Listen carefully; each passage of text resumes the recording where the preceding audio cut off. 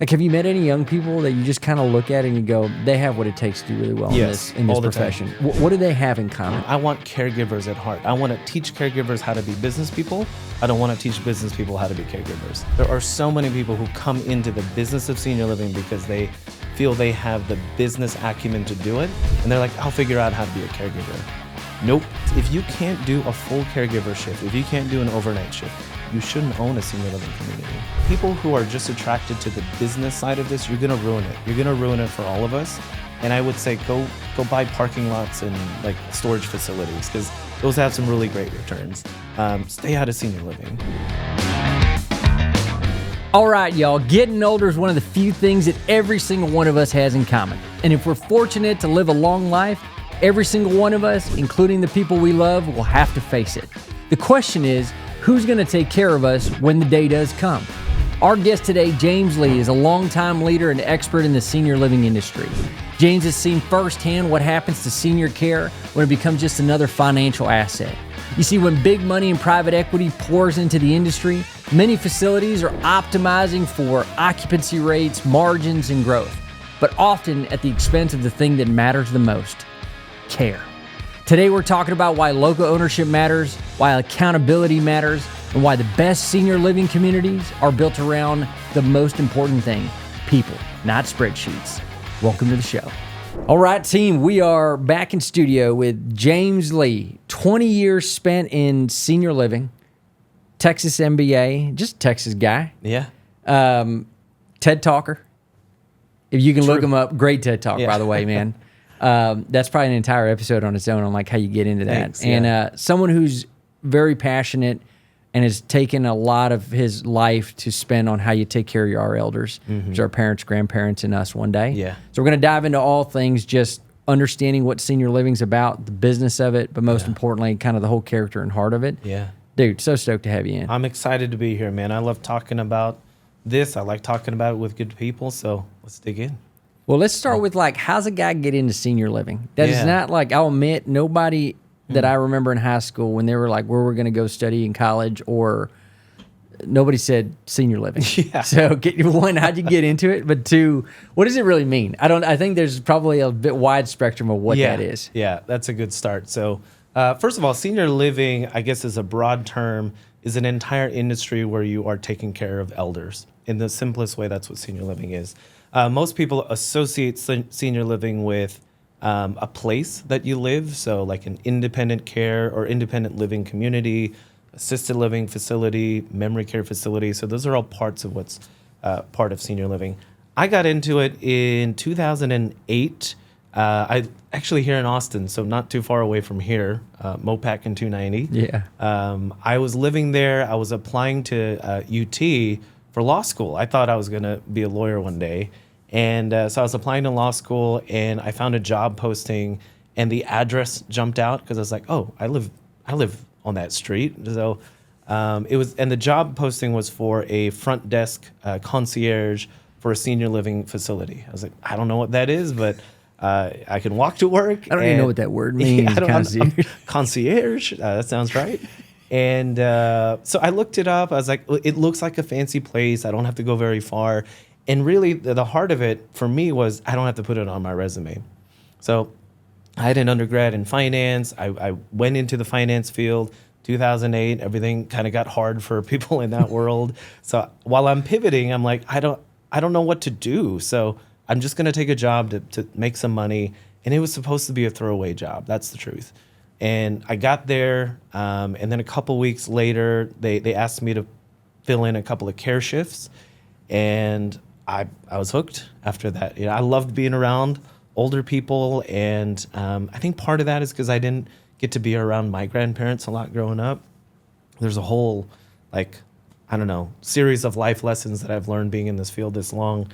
But long story short, I realized I didn't know why I wanted to go to law school, but I could tell you that I enjoyed going to work. And so I stuck with it, and I'm here almost 20 years later in the field. Can you take me back to like some of the early days, or maybe the first moment you went, this is cool? Yeah. Or important, maybe.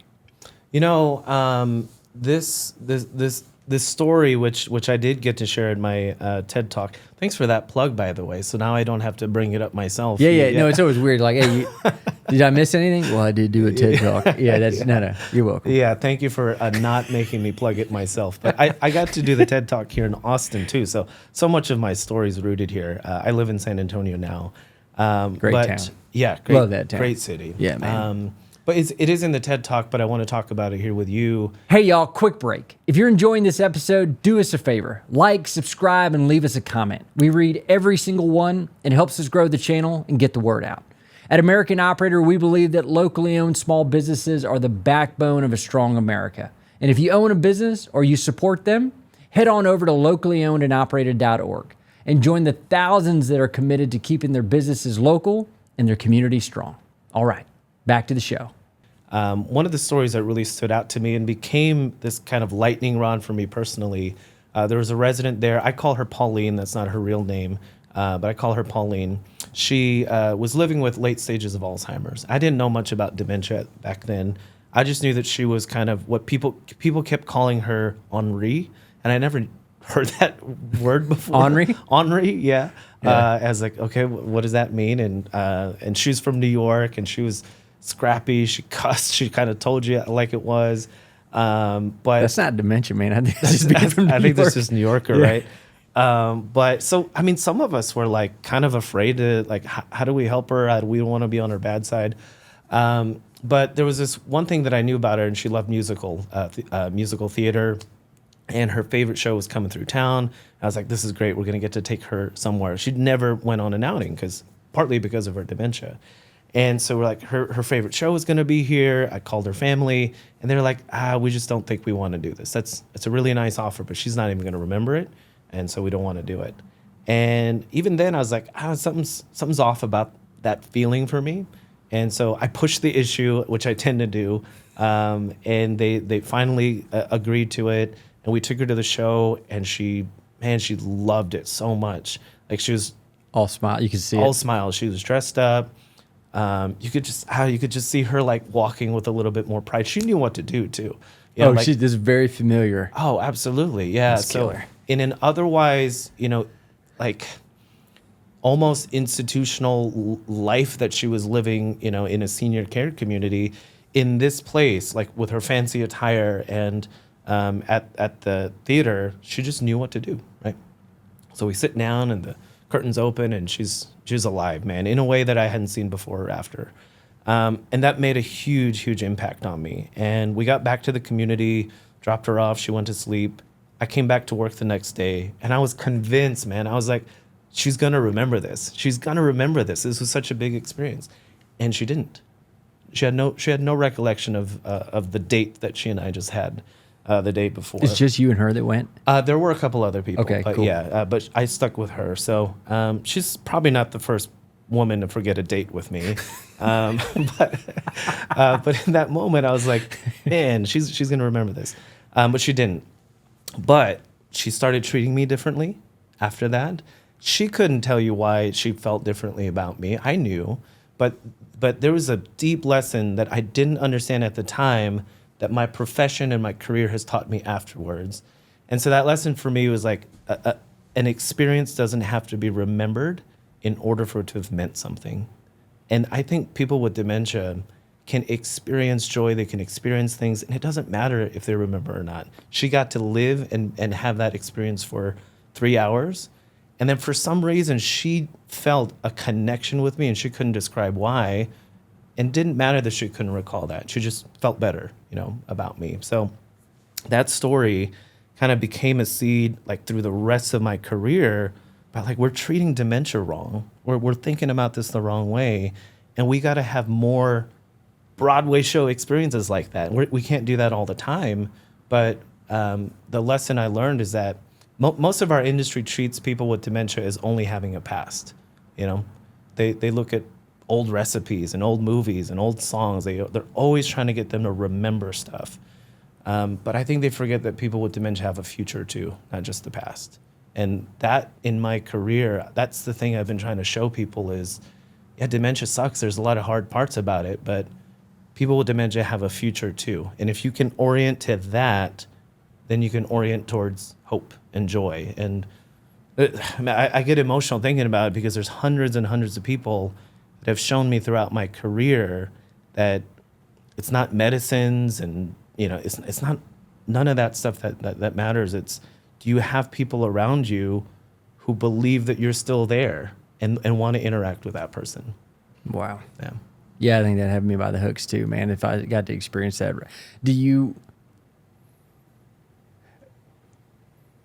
The thing that I feel, whether it's dementia or just folks kind of memory loss or Alzheimer's or the other things that come along with age sometimes, do you find that most caregivers or family, maybe that's a better way to say it, kind of like are either, you mentioned like they're hanging on to the past, and or they're also like, look, mom, and they're kind of writing them off. Like it's just survival mode now. They're kind of a non-existent. They're like almost like a shell of themselves. Yeah. Whereas I hear you saying like they're still a human. There's dignity that needs to be instilled, and this you see Pauline, who's exhibiting joy. Yeah. You feel like that's a very common misconception that this shell exists, and you're kind of saying there's a lot more to it. Yeah, there's a lot, man. There's a lot of human psychology and things wrapped up in this, but everything I've observed is just anecdotal, right? It's just me as a non-clinician, non-physician who's observing all of this. But what I would say is that what I've seen over and over again that families are looking to reconcile. In one way or another, I think we all have a journey where we are reconciling with our parents.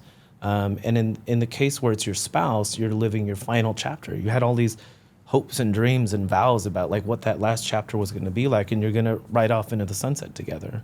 So what dementia does for a lot of people is it disrupts the plan. It disrupts the story that you thought you were telling.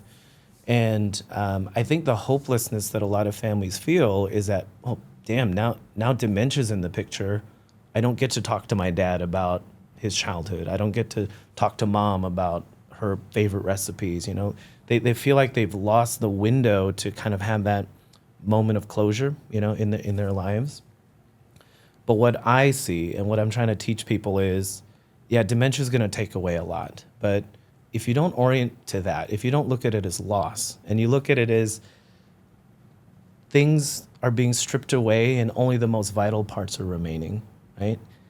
In some form or fashion, God, the universe, whomever, it is making it easier for us to look at what's the most important thing here, right? And so I'm trying to give families the key to that door again. And so there are so many stories here, but I'll tell you one. One daughter who, prior to working with me and the team, she was kind of on that track of like, I'm going to lose my mom twice, right?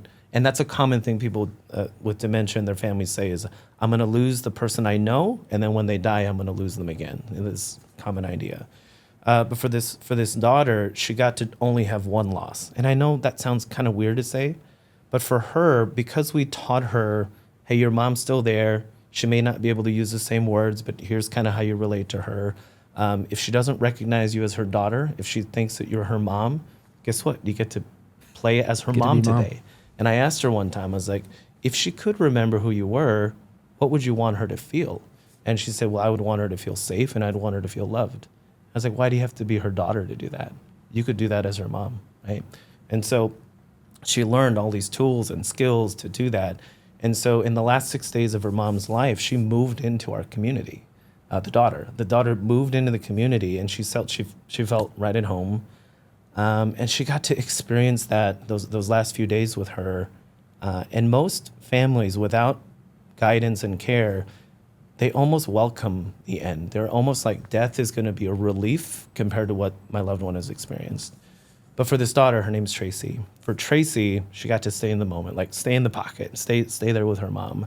And she only lost her once, which is when she passed away. And there's some beauty in that we get to course correct what would otherwise be a feeling of hopelessness and double loss. We get to, right size that for people. In a sense, you're healing two sides, not just one. Yeah, I mean, that's what all of this is about. In some way, your work, like small businesses, like in some way, everything that we do, it kind of comes back to how do you help families do what they naturally want to do? And I think senior living, senior care just gives us a very clear window into that. Wow. Yeah. Can you give us, for folks maybe who don't have kind of the science of what's going on behind it, or maybe just the technical aspects of it? I realized I started talking about it and going like, don't wonder if folks even know what dementia actually is. Yeah. You know, and I know that's been a lot of your area of focus, but to the extent that you can, I know there's a lot of depth and probably a lot of medical books about it. But if you were to describe to somebody, you kind of already did on senior living, how would you describe, like, what is dementia and what is those, you know, what are the things that people would experience? I can do it, you know, pretty simply. So dementia is the umbrella term, right? So if I told you my dad had cancer, what would your next question to me be? What kind? Yeah, right. So if I tell you my loved one has dementia, then your next question should be what kind? But most people, it's dementia. Most people will be like, is it dementia or Alzheimer's? So dementia is the umbrella term. It's the big term, and then Alzheimer's is like the most common cause or the most common form of dementia. There's lots of different things that cause dementia. But dementia is basically if your brain, your brain functions have to change severely enough. It's 2 or more brain functions have to change severely enough that it affects your daily living. Memory is usually one of those brain functions, and that's why most people associate dementia with memory loss. But you can technically have dementia without memory loss. Most people don't know that. So your brain has lots and lots of different functions. If 2 or more are severely impaired that it affects your ability to live by yourself, then you have symptoms of dementia. What's usually another common So like reasoning. Okay. So, you know, I've often told people, and I don't know if my mom has dementia or is it age-related forgetfulness. I've often said to people that you'll see dementia show up in your bank statement before you see it in your medical statement. Yeah. Interesting. Yeah, because if you think about finances, it requires a lot of logic and reasoning and sequencing of things. So I think it's a better test for dementia. Like, ask your loved one to help you plan a birthday party, right? Don't quiz their memory, because their memory, they might be able to kind of, I don't know, marshal some resources to get there. But if you want to test, like, is something going on with their brain, have them help you plan a birthday party. And if you're like, and if they can't sequence the things correctly, that might be a sign that the brain is changing. Yeah. So dementia, at least 2 of those things are, in most cases, is it more than 2? Yeah, and particularly as it progresses, it's going to hit all parts of your brain. Okay. Think about, you know, our brain it controls everything about who we are, you know, our personalities, our speech, the way we can see something or hear something. So there's a lot of different things that can cause you to have dementia symptoms. So as things progress, no matter what form of dementia you have, it's more than likely going to start shutting off different parts of your brain. And so most people are going to be trying to figure out, well, what do I do with that? Because they're losing so much. What I want to do is help people to realize, okay, well, language is still there, so this is how we're going to communicate. Or touch is still there, so this is how we're going to help your mom feel safe, right? So it can be a tragic process, but if you kind of know what you're up against, most people can do it. Takes an incredible amount of humility, it sounds like, to one, not try to over reconcile or reconcile at all, but almost just try to look at this person who who's loved you, you've loved them for so many years and decades, and just acknowledge that it almost starts new again. Yeah. And being okay with whatever that new thing is. Yeah. You mentioned, it's a beautiful story, man, about, sounds like one of the folks that you guys were caring for, because you just sparked that brain about language. Yeah. She was saying, help me. Yeah. And help me and I love you were like these 2 That's things right. is the only way that she could engage. Yeah. Could you just talk about that a little bit as like just even further anecdote as to how that well, manifests? you did actually listen to the TED Talk, so listen. I mean, I try to do my. If I got an incredible conversation I'm about to have, I try to do my best to tune in. That's awesome, dude. So, that's another hugely impactful story for me. So I call her Alice. That, again, not her real name, but I was an executive director of a community, and I was just doing my rounds. This was Alice's, like, she was literally on her deathbed. This was the last, like, day of her life. And I was walking around and I heard her calling out, "Help me, help me." Most people who don't understand dementia would think, "Oh, this poor woman, she's constantly in distress." But I know that as language starts to change, and most people don't have a lot of language left, especially in the very, very end. So I don't go into it thinking she's in distress. So think about, like, if you've ever tried learning a new language, and you're trying to say, "I need to get to the bus station because I need to get home to cook dinner." But if you don't know how to say all of that, your brain is just going to go to whichever word you remember, and you're going to say that, and you're going to try to hope the other person knows what you mean. And so that's what dementia is. Like, they're not necessarily saying, I'm hurting and I need help. Those are just the words she had to call attention to herself. So she's saying, "Help me," walked into her room. Her eyes are closed. She's not able to say a lot of things anymore at that point. So just calmly kind of knelt by her bed, and I let her know my hand was there, and she took my hand. And then, so she immediately started to feel calm, and she looked over in my direction, and she said, "I love you." And I was like, "I love you too," because that's the only thing you can say in that moment. And it was so profound for me, because in this moment, like, if you think about what that was, she was on her last day of life. She was calling for somebody to come to her.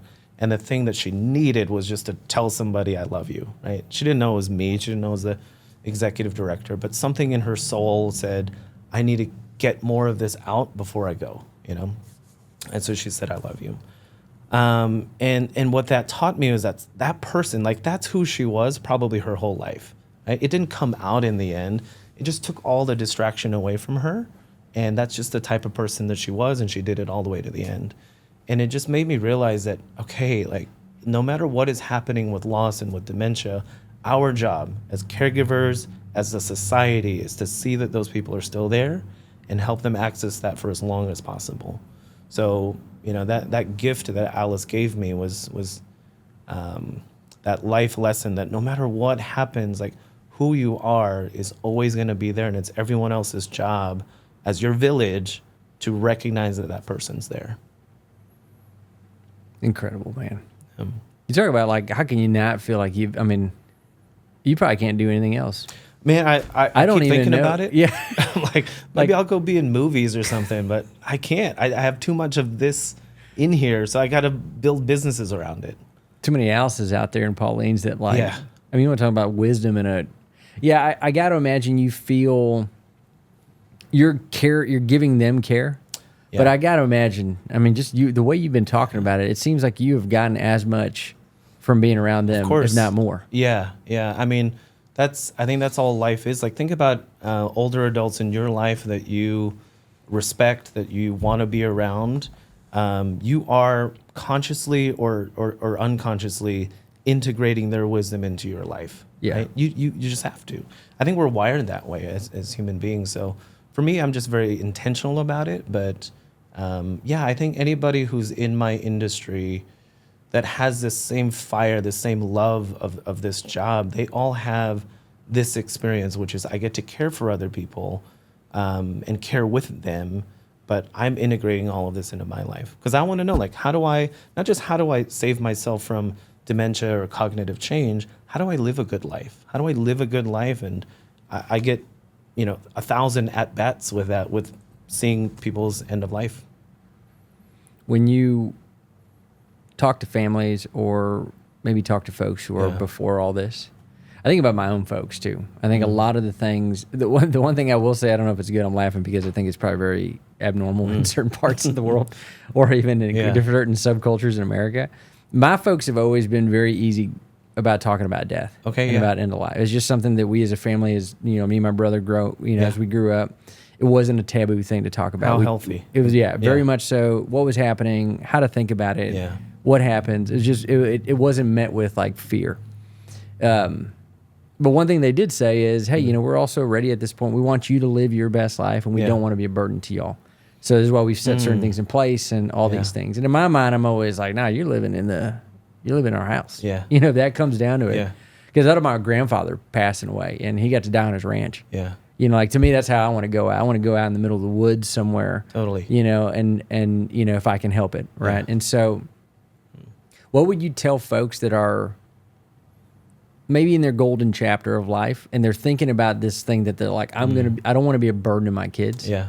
When the reality of it is, I've always felt like whether you want it or not, like you're still going to be a weight on the family anyways. I know what you were trying to do, and I think it's met with okayness, but there's a bit of this, like, I wonder if they can let go of that a little bit. It might actually be met with a little bit more synchronicity as opposed to it being this, no, we'll take care of you know what I mean? Yeah. I don't know if my question makes sense. It's just like, okay. It totally tracks with me. So for me, my quick answer is you're going to be a burden. You just get to choose what kind of burden you're going to be, right? You can be a positive burden or you can be a negative burden. Negative burden is we haven't talked about it. You don't know anything about my finances. You don't know anything about my health. I'm going to take care of it myself. And then inevitably when things go wrong, it's a negative burden on you because now you got to figure all that stuff out, right? Now you got to figure that out for me. And if I have dementia, then it's even harder because you can't even ask me those questions. Yeah. Yeah. Positive burden is like, I think about positive burden this way. If your best friend called you and said, hey, man, something really, really tough happened. I need your help, right? How would you react to that? Yeah, man, I'm there. Let's go. What do you need? Yeah. And if he said, I know this is a burden, what would you say? No, you're my friend. What are you talking Exactly. about? Yeah. Yeah. And if he said, and if you knew this, and alternatively, if your best friend was like, yeah, I had this really, really difficult thing. I know you could have helped me out with it, but I didn't want to be a burden, so I took care of it myself. How would you feel about that? I'd be pissed, man. Exactly. You're like, give me the burden. I want the burden. That's why I'm your best friend. Right? Families, I think this idea of burden is, I don't know where it came from, honestly, but I think you can curate, I think you can create the right burden. So for me, you know, with my family, I'm going to talk to them about everything I want, everything I need, everything I want for them. And I want them to be a part of my life, but in a way that they feel like it's honoring what I would have wanted anyway, right? So I want to help you with your burden because like burden is love, you know? And if you take the burden away, then you're saying take the love away.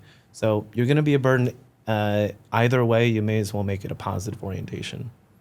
Yeah, I think about how much peace you can have by knowing exactly like what your father's wishes were. Yeah. And like, cause he's been very explicit about it. Right. And you were able to like check them all off the list. Mm-hmm. It probably makes you go to sleep at night versus going like, I wonder if he would have wanted this instead. What a gift. Yeah. What a gift. Yeah. Where did he, you know, I can imagine a million questions that might go through your mind if you're not comfortable having that. Yeah. What's a healthy way for folks to start that? I mean, I know this is, we're getting into psychology and like we're not going to talk about business at all on the business podcast. Yeah, I'm asking for a friend here, but I'm just curious, like if in the world, where have you seen families do it well? You know, especially as like, maybe they didn't do it before. Yeah. Maybe they didn't grow up like us. Yeah. Like I can remember my brother and I at 3 and 5 years old having conversations around the table about this. Yeah. Whereas I think most folks do not. Right. And so let's say somebody acknowledges that like my mom or dad are still here with me. Yep. I need to probably start thinking about having this conversation. Yeah. What are ways that you've seen folks do that well? And as a way to just maybe get folks that might be tuning in right now to go, let me go pick up the phone real quick. Right. Yeah. You know, I love this phrase of choose your hard, right? So things are going to be hard either way, but choose which hard you're going to pursue. So is it going to be hard to talk to your parents about their health or their finances? Yeah. But is it going to be hard not having that conversation and dealing with it 5 years later? Way harder, right? So choose your hard. You can choose your hard now. And I think, you know, it sounds like very, very pie in the sky advice here, but it's just having the courage to choose the hard that's here now. So, you know, if I come to you and I'm saying, hey, Dad, I just want to start having a conversation with you about the things that matter to you, you know, and I want to support you in what those wishes are. When you're ready, just know I'm ready to have that conversation with you, right? So your first conversation may just be to let somebody know I care and I want to have this conversation with you. Don't push it, but just make sure you revisit that again and again. And I think if you create some openness to have like to let your loved one know, I want to have this conversation with you. And, I can give a personal statement to that my dad, who he had cancer, so not dementia, but I was a caregiver from a different lens. And my dad, from diagnosis to when he passed away, was only 14 months. And he and I never had like meaningful, consequential conversations like that. But I always assumed he didn't want to. And when we got the cancer diagnosis, I was like, well, there's no time left, so I'm just gonna start having the conversations with him. And again, to his credit, he was like, yeah, let's have those conversations.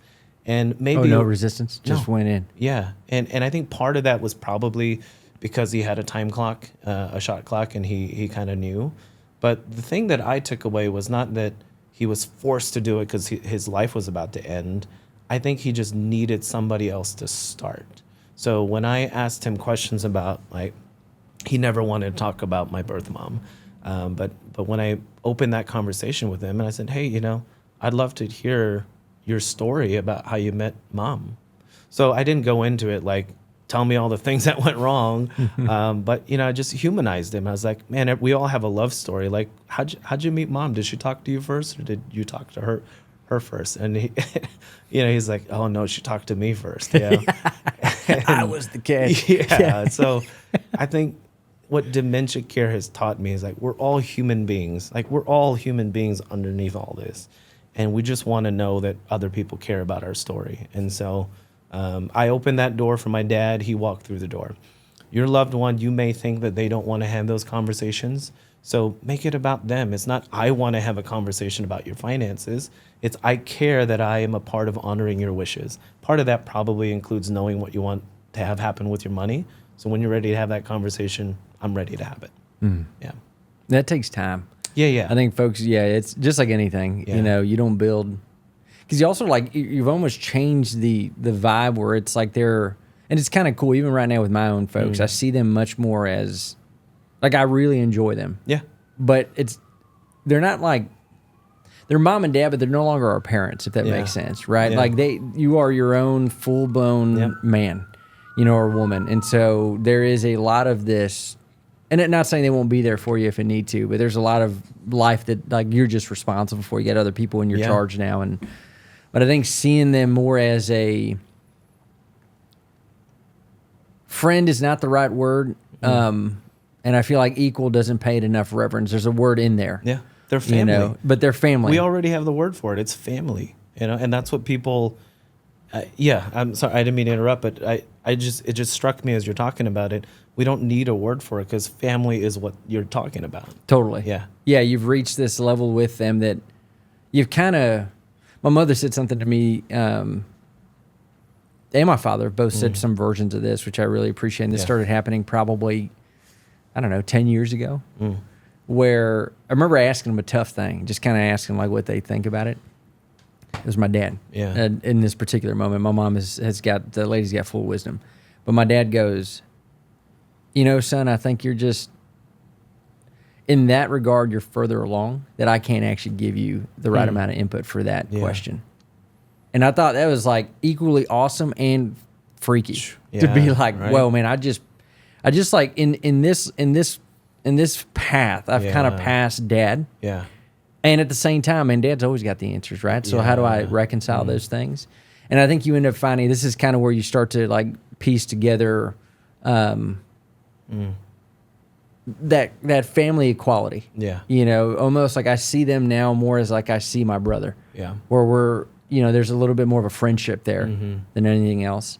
As you're thinking about just kind of how you've been able to help families along, do you find that in this industry of senior living and senior care and dementia and all the stuff there, do you find that you spend more time educating about what's going on, or is it more of the facilitating of whatever operations are going on there? And I'm just trying to understand, and I'm mainly talking about James, maybe not the industry as a whole, but where have you found that you spend most of your time? Because it seems like there's a whole gap of education that folks just don't know how it works. There's, I think in any field that there's a real human element to it, but then you have to tie kind of money around it, you've got tension, right? You've got, at the core, it's a very, very simple thing we're talking about, which is how do you help support and care for your elders? That's the human need. And then you tie in the business part of it, right? Neither is better or worse necessarily. It's just there's a natural tension that exists when you create businesses around a very human need. So for me, being almost 20 years into this profession, I'm interested in kind of defining where that tension exists. And I think talented people come in and realize I can hold both things and move both things forward. I think the people who really suffer are either way overloaded on the heart stuff, like just talk about this all day long, but never really understand like how money influences the industry, right? So these are people who are afflicted with too much heart, not enough head. And then we got people on the other side of that spectrum that's all financials, all P&L, all like basis points, which is like percentage of a percentage. Like you got those people that couldn't name a resident that lives in a building that they own, right? That definitely doesn't work. So I think the rare people in this field are the ones that can kind of ride the tension that hold both in place, and that's the trick of it. And I think that's where like to talk about like the things that you talk about a lot on your podcast, small business. Small business I think is probably the savior, if I had to think of it. Like small business will be the thing that kind of returns senior care and senior living into what it should be, which is like we all want to have this village concept of how do we take care of ourselves, how do we take care of our parents and grandparents, and I think small business will be the window for that. You say that from a point of it feels like there is probably seeing the other side get too heavy-handed on it. Yeah. Can you share just a bit of your story on like how have you seen it not go well when something has become too heavily? Like what are those kind of downstream impacts? I think we can probably imagine what that is, but when something is highly capitalistic and very just economically driven, what are the things you've seen in your 20 years of experience where that really just, I mean, it is the standard of care and all the things are shifting in all the wrong ways? Yeah, the story that comes to mind that kind of encapsulates this for me, so I was an executive director of a community, and I was supposed to be on a sales call, a regional sales call, so business stuff. But a resident had unexpectedly passed away, and it happens in our field a lot. So I was with the family, I was with the staff, just helping them kind of sort things out. And when everybody was doing okay, family had been contacted, they got to the property, I went back to my office and I hopped on the call. I said, hey, sorry, sorry I'm late. We had a resident pass away unexpectedly. And the question out of the regional sales director was, hey, was that already on our anticipated move-outs? Wow, man. That, right? She's not a bad person.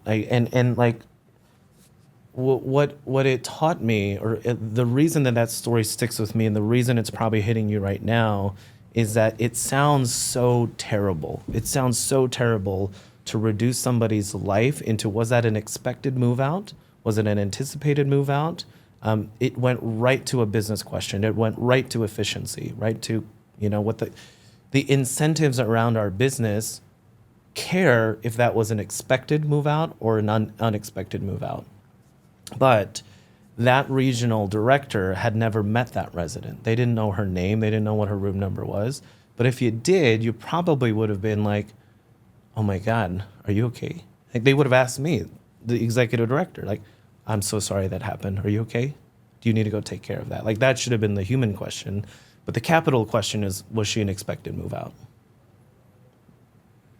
How do we fix that? Well, I don't have all the answers, but I think a closer, like getting closer to that answer is that care has to be personal, right? Care has to be personal. And to me, that means proximity. The last community that I got to start, open, and run, I knew every resident by name. I knew their family members. I knew every employee by name. And look, I wasn't going to get rich, off of a 32-bed dementia care community. I was probably going to do okay financially. But the thing about it is, after I left work, there's a chance I'm going to run into that family member at the grocery store, right? There were so many times locally that I ran into one of the family members just living my normal life. That level of proximity forces accountability, right? So think about you and your employees. If you have an employee that lives here, works here, comes to this office with you, and they're mad at you about something, right? And you can't avoid them, you are accountable to that person, right? But if you have employees that are, in Alaska and they can only call you or text you, you have separated yourself a little bit, right? You've relieved some of that burden of hey, just text me or email me or we'll hop on a Zoom call. I think proximity forces accountability. And in something as human as senior care, you need proximity. I think things get very abstract once I can take care of 32 families. Can I take care of 100 families? Yeah, I need more people to do that. Can I take care of 1,000 families? Definitely not. Can I take care of 80,000 families? No way, right? So, look, I think big capital. I think all of that will always be in a field where there's money to be made. So I'm not saying we got to get rid of, private equity or capital, all of that. I just think that the underdog in all of this, the people who will actually get to those really, really beautiful stories and outcomes, they're going to be the small business owners. So I'm rooting for them. Is your gut check that if we kept this localized, let's say instead of having a big, I'm envisioning just a big old, facility with a bunch of beds for our elders there to take care of them, and they're just really, truly becoming a number. Yeah. Instead, we adopt this localized care, 32 to 40 beds, where you really intimately know these folks, but you just multiply these and more. You have these kind of in the service we call the outpost model. Yeah. Instead of one big mega base, right, you have these smaller outposts that get to understand the the population, who you're with, you live with them. Yeah. Is it possible? Is it possible to adopt that, or are there some logistical things that just is why everybody's going to this bigger, better type thing? Yeah. I think to answer that, capital optimizes for the wrong thing. Capital optimizes for efficiency, right? I think small business, local owners, they optimize for relationships and trust. Because if something goes horrifically wrong, they can call you. They can come up to the office and they can talk to you. They can see you face to face. And I think that is that level of accountability that keeps this human.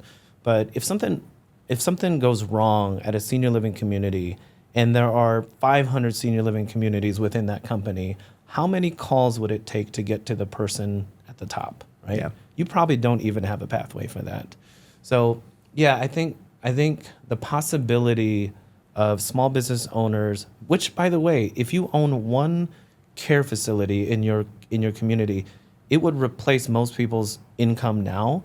You'd have equity in a business that you own. It is actually a much better pathway to be an owner of a small assisted living dementia care community than to be a regional or a vice president for a company and they just give you wages for the rest of your life, right? So I actually think that there's a path to it, that it can be financially rewarding, but you gotta be willing to earn that reward over 7, 10, 15 years versus, most capital, that they're not holding on to things that long. Yeah, those incentives are misaligned. Absolutely. Yeah. I gotta imagine, this is such a full circle thing, right? Because I gotta imagine that the people, these awesome elders that we're taking care of, our elders, these are all our elders, right? Yeah. And who we will be one day. That's right. Right. These are people that are, if we look in the mirror long enough, we will become them. Yeah. And good. I hope we all do. I'm curious, there's got to be this full circle moment here where you think about, how as these, you use the word efficiency as opposed to, being able to do less better. Yeah. Right. And just do it across. I think folks think about doing less better. I like thinking about that construct a lot. How do we do less better? Yeah. And I think the immediate thought is, well, then we're doing less. And it goes, no, let's do less better. But it doesn't mean that from a total impact perspective Yeah. that we're doing any less. Yeah. You know, if this facility does less better, then it allows 20 other facilities to do less better. Totally. That's instead it. of trying to make this one mega thing efficient. Yeah.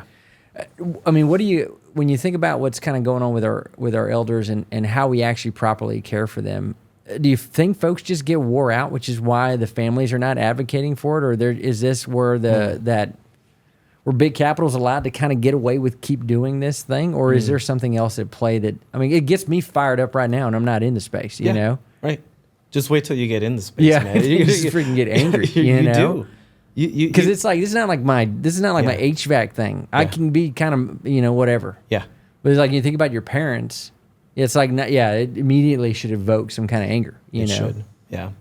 I mean, when you optimize for efficiency, it provides the environment for cutting corners, right? And if you have a very abstract concept of people that you're helping, employees, frontline caregivers, residents, their families, when you have enough distance from them, the work becomes abstract. And when you're optimizing for efficiency, it invites in a little bit of cutting corners, not in the illegal sense, but of like, you know what, we need to cut labor costs by 0.05%. Let's go ahead and make sure we don't approve overtime anymore, right? That is optimizing for efficiency. And in a way, that's starting to cut corners in a way where you're not saying to people, you're going to get less care. You're just saying, we have crazy overtime and we need to cut overtime. But cutting overtime has a human consequence. It means that care facility of 32 residents might normally have 6 to 8 caregivers, but if somebody calls out and you've instituted a policy that said we're not approving overtime anymore, that means you're going to work down caregivers on the floor. That means somebody's more susceptible to a fall. Somebody's going to have had an accident and they're going to wait 2 hours for care assistance rather than 10 minutes. There's a human consequence to efficiency. So, you know, I think capital optimizes for the wrong thing. I think small business owners have an opportunity because of proximity to optimize for the right thing, and that's to sacrifice a little bit of efficiency so that they can do the good thing better. Yeah.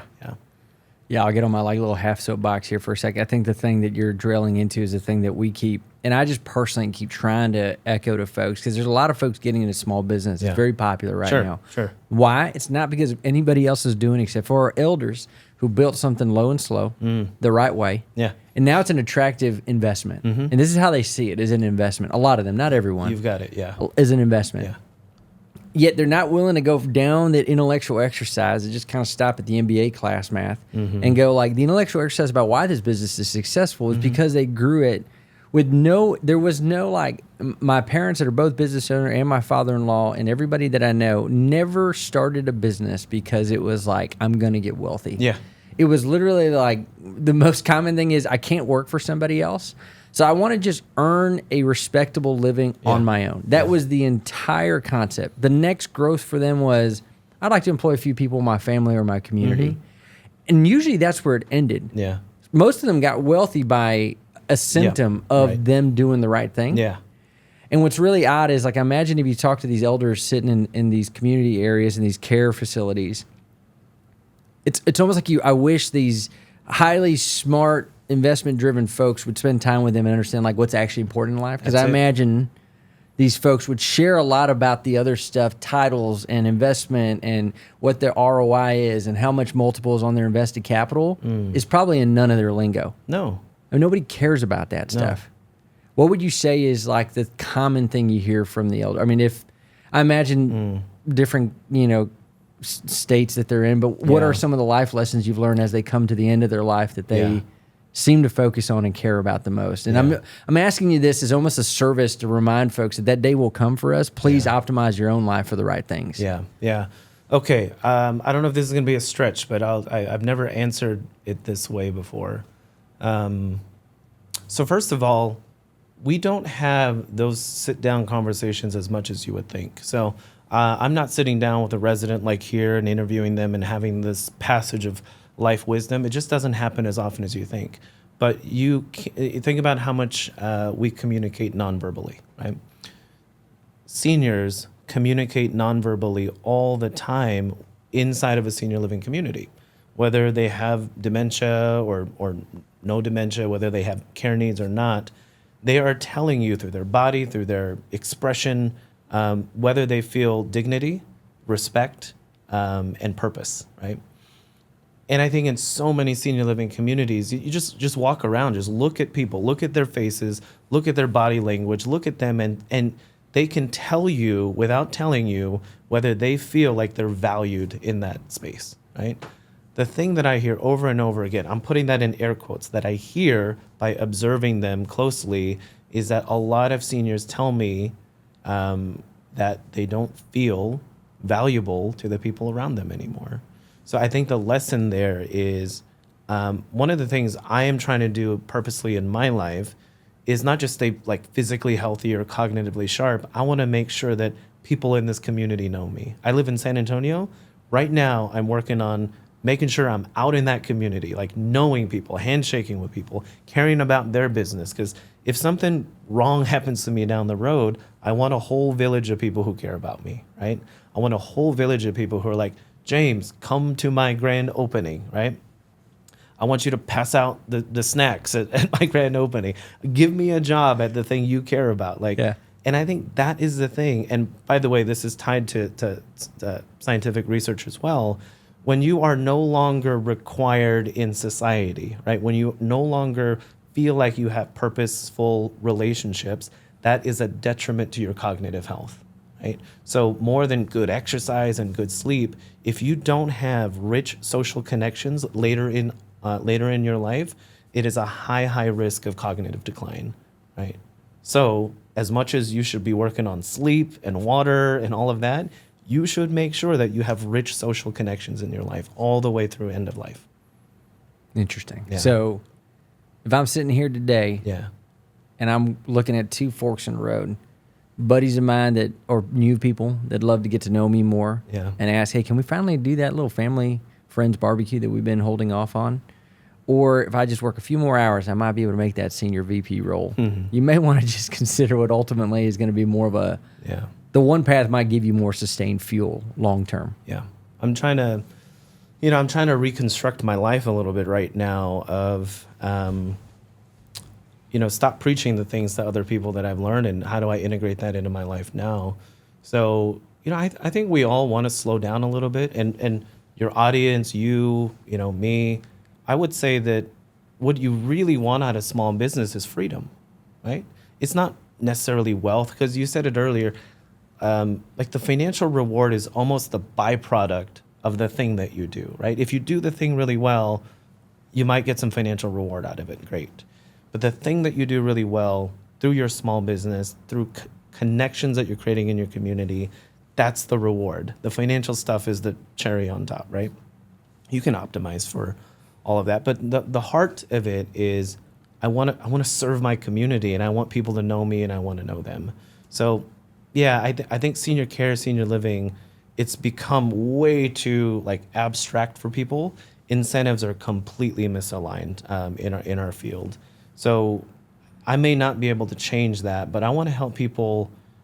Like if you own an HVAC company now and you're like, what's my next thing that I want to do? I'm not saying I want everybody to come into senior care.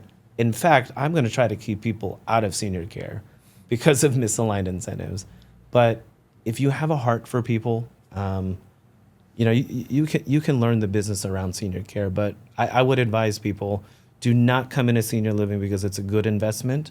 If you're coming into this field because somebody told you about the silver tsunami, that's a phrase people talk about now, do not come into this business. You don't have the metal, you don't have the capital, you don't have the guts to stay in this business in the long run.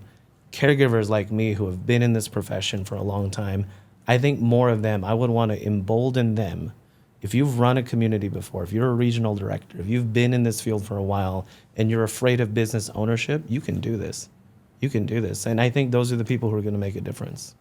You want to lean there. Yeah, that character is so important early. That foundation. Yeah. Heck, I don't want anybody else taking care of our elders unless you have that. And I mean, I'm glad you said that kind of, we should protect those things. I mean, those are the kind of things you take me back to my time in the service. Like, the more important something got, the more scrutiny. It's kind of weird, right? It's like usually in a situation where the stakes are really high, you're just like reaching for anybody in like normal life. Yeah. But out there, it's like when the most important things are at stake, you only want the people who have the right stuff. And the right stuff is almost inevitably tested through like how hard can you do something. I've only learned this years after my time in the service where I realized like, because we do these tryouts and I'd go like, that is, I don't understand what anything we just did has to do with my direct job I'm about to do if I get to make it. What I learned later, especially when I became on like on the other ends of the things and started to understand the evaluation process, all they're trying to do is understand what your character is. It still intact under immense duress? Yeah. If under immense duress, you still make the right call, you still check on your friends, right? There is almost an inevitable, any top tier tryout in the service, there is a heavy peer evaluation. Right. You might score high in all your marks, but if your buddies don't unanimously say that I would die in a foxhole with this guy, you don't make it past, which is odd. And nowhere in the world is that rewarded, right? The other way around. Usually it's like, oh, that guy's a really great sales guy. Who cares if he's a jerk? In this world is you can be the very best, but if you aren't good here, you don't get past go and collect $200. Yeah. And I think that's something that I hear you saying. Yeah. It's more than ever. And I mean, I want that level of standard too, you know, like make sure that the absolute right people get in there. But it almost is like, James, you got to be like in the bouts like you have. Yeah. Right. I don't know that you can just, I mean, this is kind of why you even specifically said if you've grown, because otherwise you don't really know what it's got to be emotionally taxing. It is. On a daily basis. It is. And you got to be a certain kind of person to do it. Like who is the kind of person that, like, have you met any young people that you just kind of look at and you go, they have what it takes to do really well in this profession? What do they have in common? All the time. I would say that they, all of the people that if I had millions of dollars or access to capital, I would be finding these people because you can teach them the business stuff. And that's the type of business I would ever want to create is let me give you an academy of like, here's how you run the business parts. Here's how you finance it. And like, I want caregivers at heart. I want to teach caregivers how to be business people. I don't want to teach business people how to be caregivers. That's the simple thing. There are so many people who come into the business of senior living because they feel they have the business acumen to do it. And they're like, I'll figure out how to be a caregiver. Nope, you need to go the other way around. I am a caregiver trying to figure out how to make a business run around this. And so the common thread in young people that I find who should go into this track, they are caregivers first. So I do some consulting and people are like, hey, I'm gonna open up a residential assisted living. The advice I give them up front, and it's kind of a criteria for me whether I'll work with them in the long run. I'll say, have you worked a care shift before? 95% of them are like, no. I'm like, go volunteer, do a couple of care shifts, and then let's start our sessions. And almost nobody does it, you know? Because if you can't do a full caregiver shift, if you can't do an overnight shift, if you don't have the stomach to help somebody to change their clothes after they've had a bowel accident, if you can't do that, you shouldn't own a senior living community.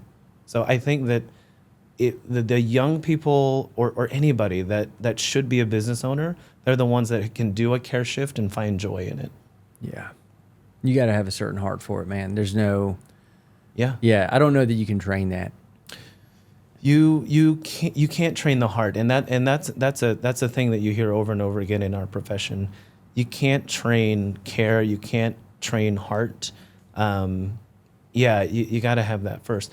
You know, earlier what you were talking about, I got one more story, and I think it'll resonate with you a lot. I can't use his real name, so I'll call him Raul. So Raul was a resident at the last community that I ran. He's an Army guy.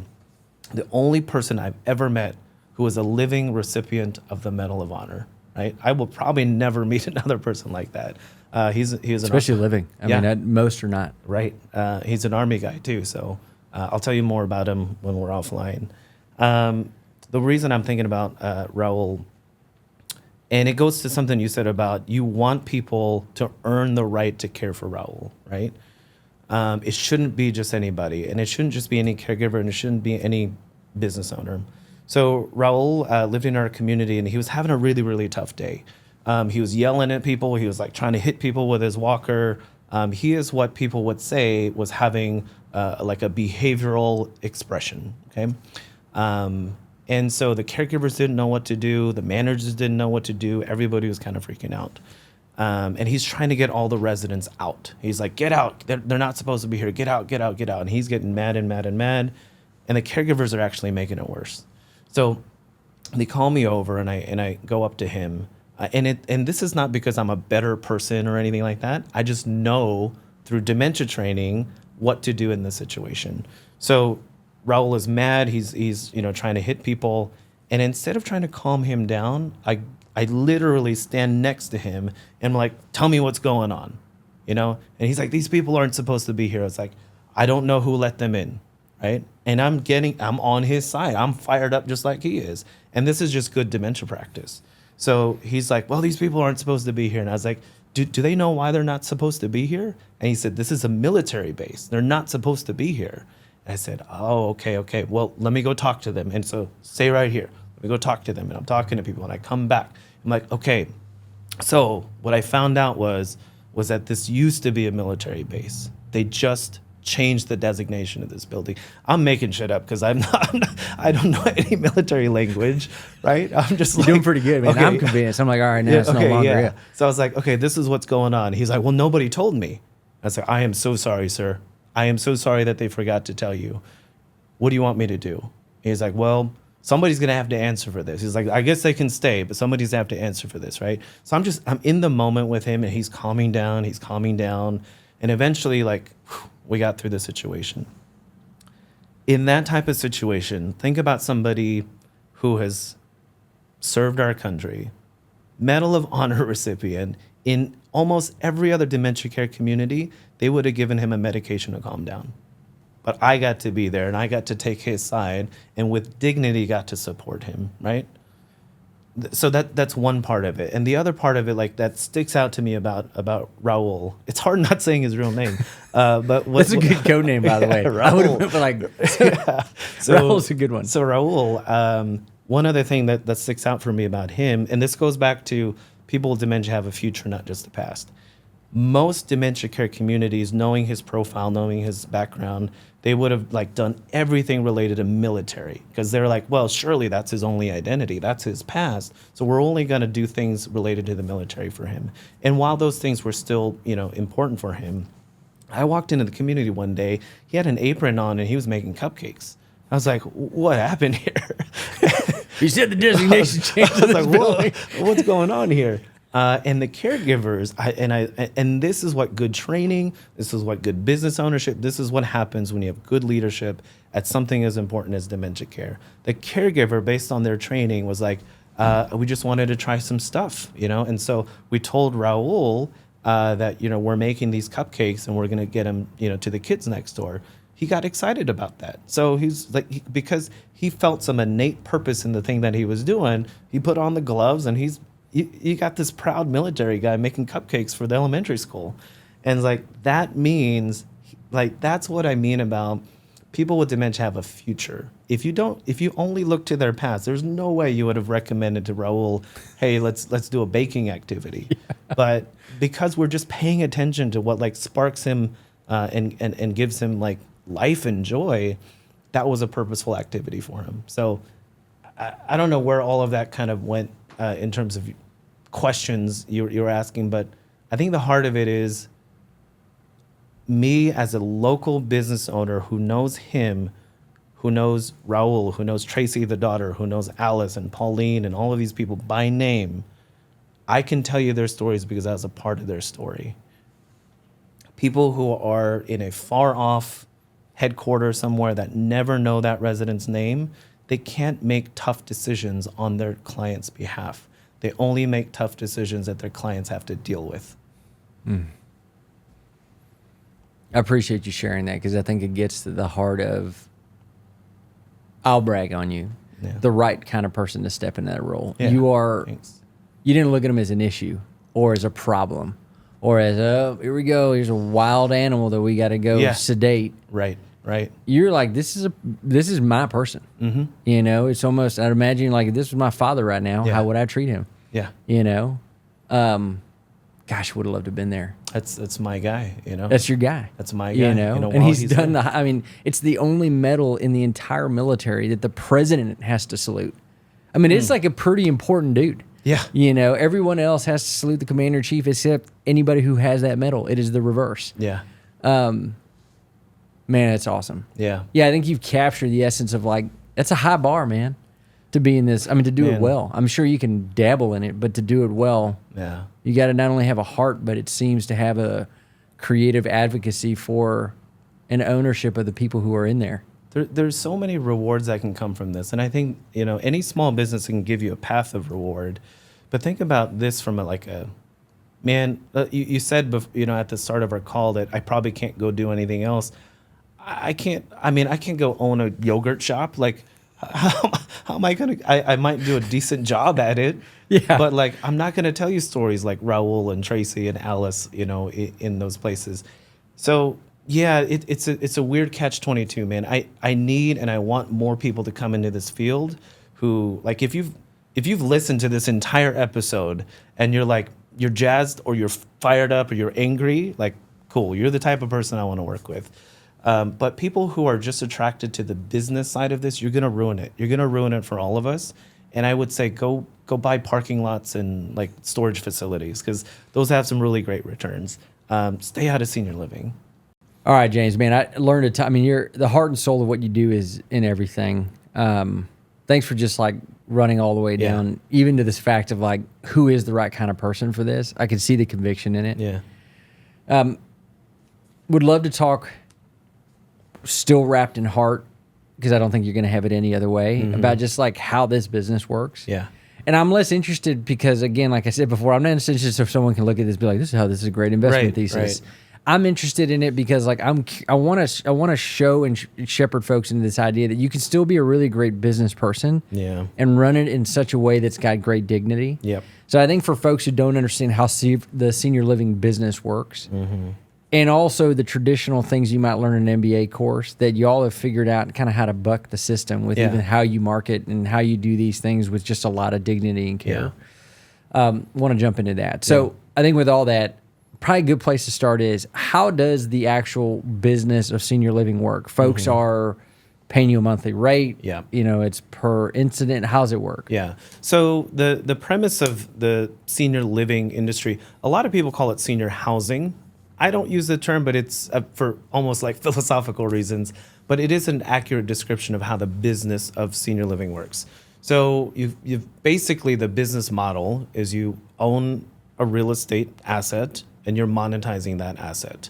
It happens to be in the service of seniors. So the business model, you think about, you're renting spaces, you're charging people rent. A lot of people, if they have assisted living or memory care, will charge premium or service add-ons for care services.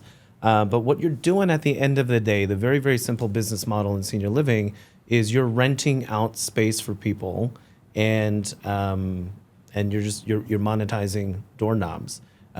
I don't think of it that way, clearly, you know, based on our conversation. But that's the easiest way to think about what are the business mechanics of it. Are there any situations where a senior living company, business, what do you call it? Company? Business? Yeah. I mean, it almost feels bad to use that word with it. Yeah. I mean, an individual location might be called a community. Community. Yeah. Okay. But then company or organization. Yeah. Yeah. Above. Is there any situation where they're leasing the property and running a facility, or is it almost owned property every time? Yeah, there's a lot of complexity around ownership. And most of the people, I'm going to use the phrase frontline. So these are the caregivers, the managers, the chef. Like, these are the people who are actually doing the hands-on work. They almost never have information as to how that business is owned, leased, managed. There's all sorts of different complex relationships. But so like the simplest structure would be, I'm an owner and operator. I own the building, I own the business, and I operate the business. But there could be a situation where you're the capital person, you own the building, I lease it from you, and I operate it. I operate my business within the real estate that you've leased to me. There's another version of that where it's like, okay, you own the management company, and Chauncey owns the real estate, and you've outsourced the operations to a management company. And then it gets even further out from there. Private equity owns this, and then there's REITs that own this part, and then they have their own branch of like funding, and it gets really, really complex. There's lots of layers that get added on. And so earlier we were talking about misaligned incentives. So this is where all of those kind of veins kind of come out of misaligned incentives, is that wherever the money ultimately flows towards, that's who's making decisions. But people on the front line, they just see a company name and they're wearing a badge. They have no idea really who's making the financial decisions and where the financial pressure is coming from.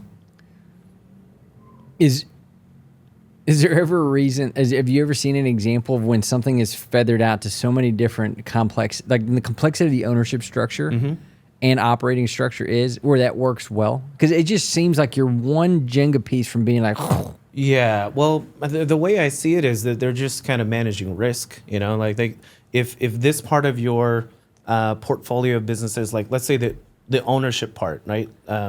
So you have a division of your company that owns the real estate and you lease it out. You have another division that's a management company, so you get management fees of properties you don't own, but you get some revenue.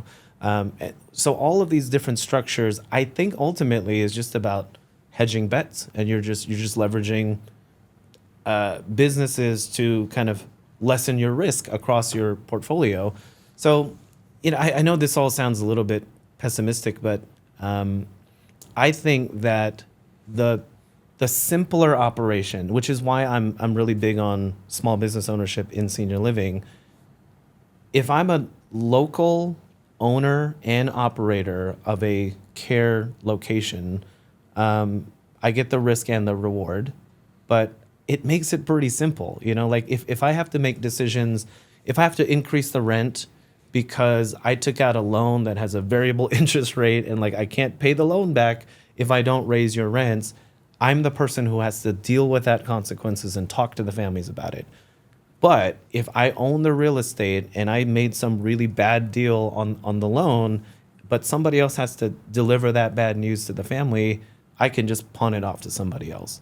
So I think when you start to lose that proximity to family members, and you have to justify your decision making about the business with your customers, that's where things get a little tricky. yeah.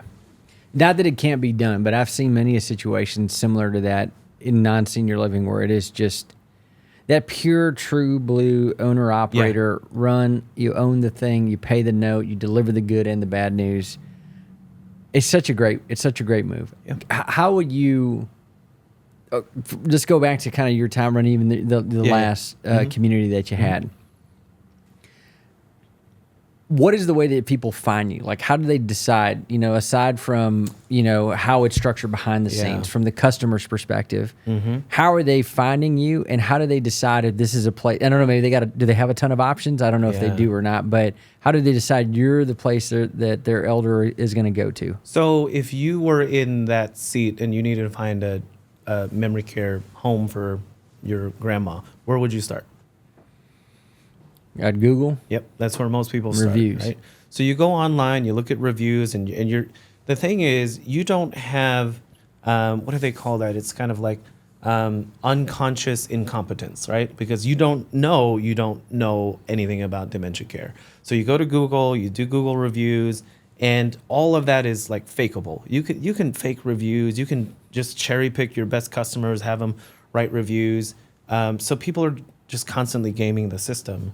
And families don't know that they're also being funneled to communities that are paying aggregators. You know, I'm sure they exist in other industries, but online aggregators, they aggregate reviews. And so they just buy up a whole bunch of, like, they own the SEO game online. And you as a business have to pay that online aggregator to be listed. So it feels a little bit like the mafia, where you got to pay for people, even if they're looking for your community name. If the online aggregator has bought ad spaces of your business name, it's going to funnel to them, right? So families find out first by going online, but you have to understand the industry and the business well enough to know, where am I going to circumvent that? What partners am I going to work with or not work with? Because ultimately, all of those costs go downstream to the customer, right?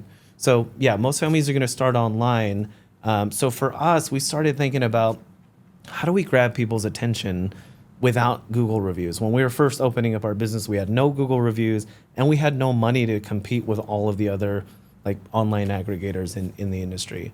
So one of the first things that we did was we took out a billboard. When was the last time you thought about It's been a while, man. yeah, leasing a billboard, right? So for us, we were in a small part of, north of San Antonio, and we happened to find a billboard that was right at the exit for our community. And we knew that part of how we were going to grab a hold of people's attention was we needed a calling card, not an advertisement. So the billboard that we took out, all it said was love is greater than dementia. That was the entire ad. And so if you think about it from a smart business perspective, it created curiosity, it created buzz. It's like, okay, what does that mean? And you're talking about the hero's journey from their point of view. The family is the protagonist. Most businesses get it wrong. They position themselves as the protagonist. We're a great memory care facility. We have all these 5-star reviews. We have great food. We're the hero, and you need to come buy from us. We took the opposite approach, and we said, you are the hero of your own journey. So when people are driving by that billboard every day, love is greater than dementia, they're just thinking about their loved one, right? They're thinking about their relationship to their loved one. They're seeing that reminder over and over and over, and then they see our business name underneath it, and then they go to Google reviews, right? So they're not looking for best memory care near me. They see that calling sign over and over, and they're curious about the name of the business, and then they search for the business instead of memory care. Wow. Yeah. And y'all had just a little name at the bottom It of was the just thing. right at the bottom. No phone number, no website. Wow. No picture of our community. It literally just said love is greater than dementia. How did you know to do that? I mean, that's a little bit of just understanding your audience, You could probably come up with something really, really smart for your audience that nobody else will get. I would never come up with it because you just really understand their journey, right? I really, really understand the journey of a family member trying their best to take care of someone they love that happens to have dementia, And so what I'm telling them is not my story. It's not the business's story. Love is greater than dementia is your story. I'm inviting you to think about your own story. And if you see a billboard that says love is greater than dementia, and you go online and you search for memory care facilities near me, and they just keep talking about how good they are, right? We have the best food, we have the best caregivers, all of that. But our billboard makes you think about your story. You're gonna wanna search our business name. Yeah, it's not just smart, but it's also the nerve that gets hit is right on. Yeah. It's not, and it makes you just even in 3 words kind of go like, they get me, and that's what you want. Yeah. Especially with that decision. Yeah. I mean, all good marketing is a reflection to your customers that I hear your story, I know your story. And so the invitation that happens from marketing, the marketing funnel starts when your customer says, I think they understand my story. I want to check that out. I want to see if they actually know my story. Right? And so most people, when they're thinking about marketing, is they want to close the sale. So that's why the advertisements suck. That's why it doesn't turn people on. But if the marketing is reflective of your customer's pain point and you're not trying to sell them. I love this phrase about like most people want to close sales, but the best salespeople open conversations. They don't close sales, they open conversations. And so that's what we were trying to do with all of our marketing was just open the conversation. Yeah. Well, did you think the billboard was also just kind of the mechanism or the medium in which was the most rounded? Why billboard? Yeah, so, I mean, it was a big risk. But I think that is the part about business ownership is you got to be willing to take the risk, right? And I think when you're part of big companies, you're never given the opportunity to exercise that risk. They decide what is worth taking the risk or not. But as a business owner that was local, that lived miles away from that community, I was like, I think this is going to work. And we put $1,800 bet every month that it would work. That was the cost of the billboard. To date, that is the most successful marketing that I have ever been a part of. Like so many people told us, we called you because I saw that billboard all the time. And we also got employees because they saw the billboard. They saw the billboard. Yeah. It's like, it's such the opposite thing you would learn in a classroom because they'd go, well, how do they know where to find you? Where's your website? You're not going to put a QR code on there. which you shouldn't be scanning if you're driving. Just like crash. And then there's another one. Do you need a bumper fixed? Yeah. Yeah, I think that it's as a storyteller and as a heavy brand guy, I just will say that it is just such a it's a very, very like high level thing to do. Yeah, I think so. But I think in most like MBA case studies, it would just seem like an idiotic thing to do. Right. People are like, it's a waste of time and resources. Yeah. But you're in it for the long game. You're in it because you want these people to trust you beyond just what the price is going to be. Yeah. You have to have the long game in mind. And I think this is where the business acumen comes in. You got to learn the pieces. You got to learn how the chess pieces move. But ultimately, you're the one who forms the strategy. And so they don't teach strategy in a way that you understand that it's just your best guess. It's your best guess on how to win. So my strategy when it came to my last community and company was, if we help educate people about what dementia is, we're all going to buy into the process, and the person with dementia is going to have a better life. That was my hypothesis. We were an education company that happened to have a memory care facility. It was in that order. Most people entering this business is, I own this property and I have to rent out the rooms. What's the best way for me to rent out the rooms, right? So they're working from a completely different perspective than I am, because I have the long term in mind. And if you track our business results over time, we were getting better and better results. We spent less on marketing than our competitors. By far, we spent a lot less money. The billboard was the biggest chunk of the money that we spent. We didn't pay referral fees. We didn't work with referral agencies, because we knew at the end of the day, that's going to take away from our ability to staff this correctly. We had a very high staffing ratio. We had 1 caregiver to every 4 residents. In this industry, it's more common to have maybe 1 caregiver to every 8. So with your operator hat on, you're immediately thinking, okay, your labor expense is going to be twice as much as your competitors, right? So how do you afford that? It's not by charging families more, it's by spending their money more wisely, right? So if we told families like, look, our marketing budget is this because it works, right? The billboard and our process, it works. More of your money goes to caregivers than it goes to marketing.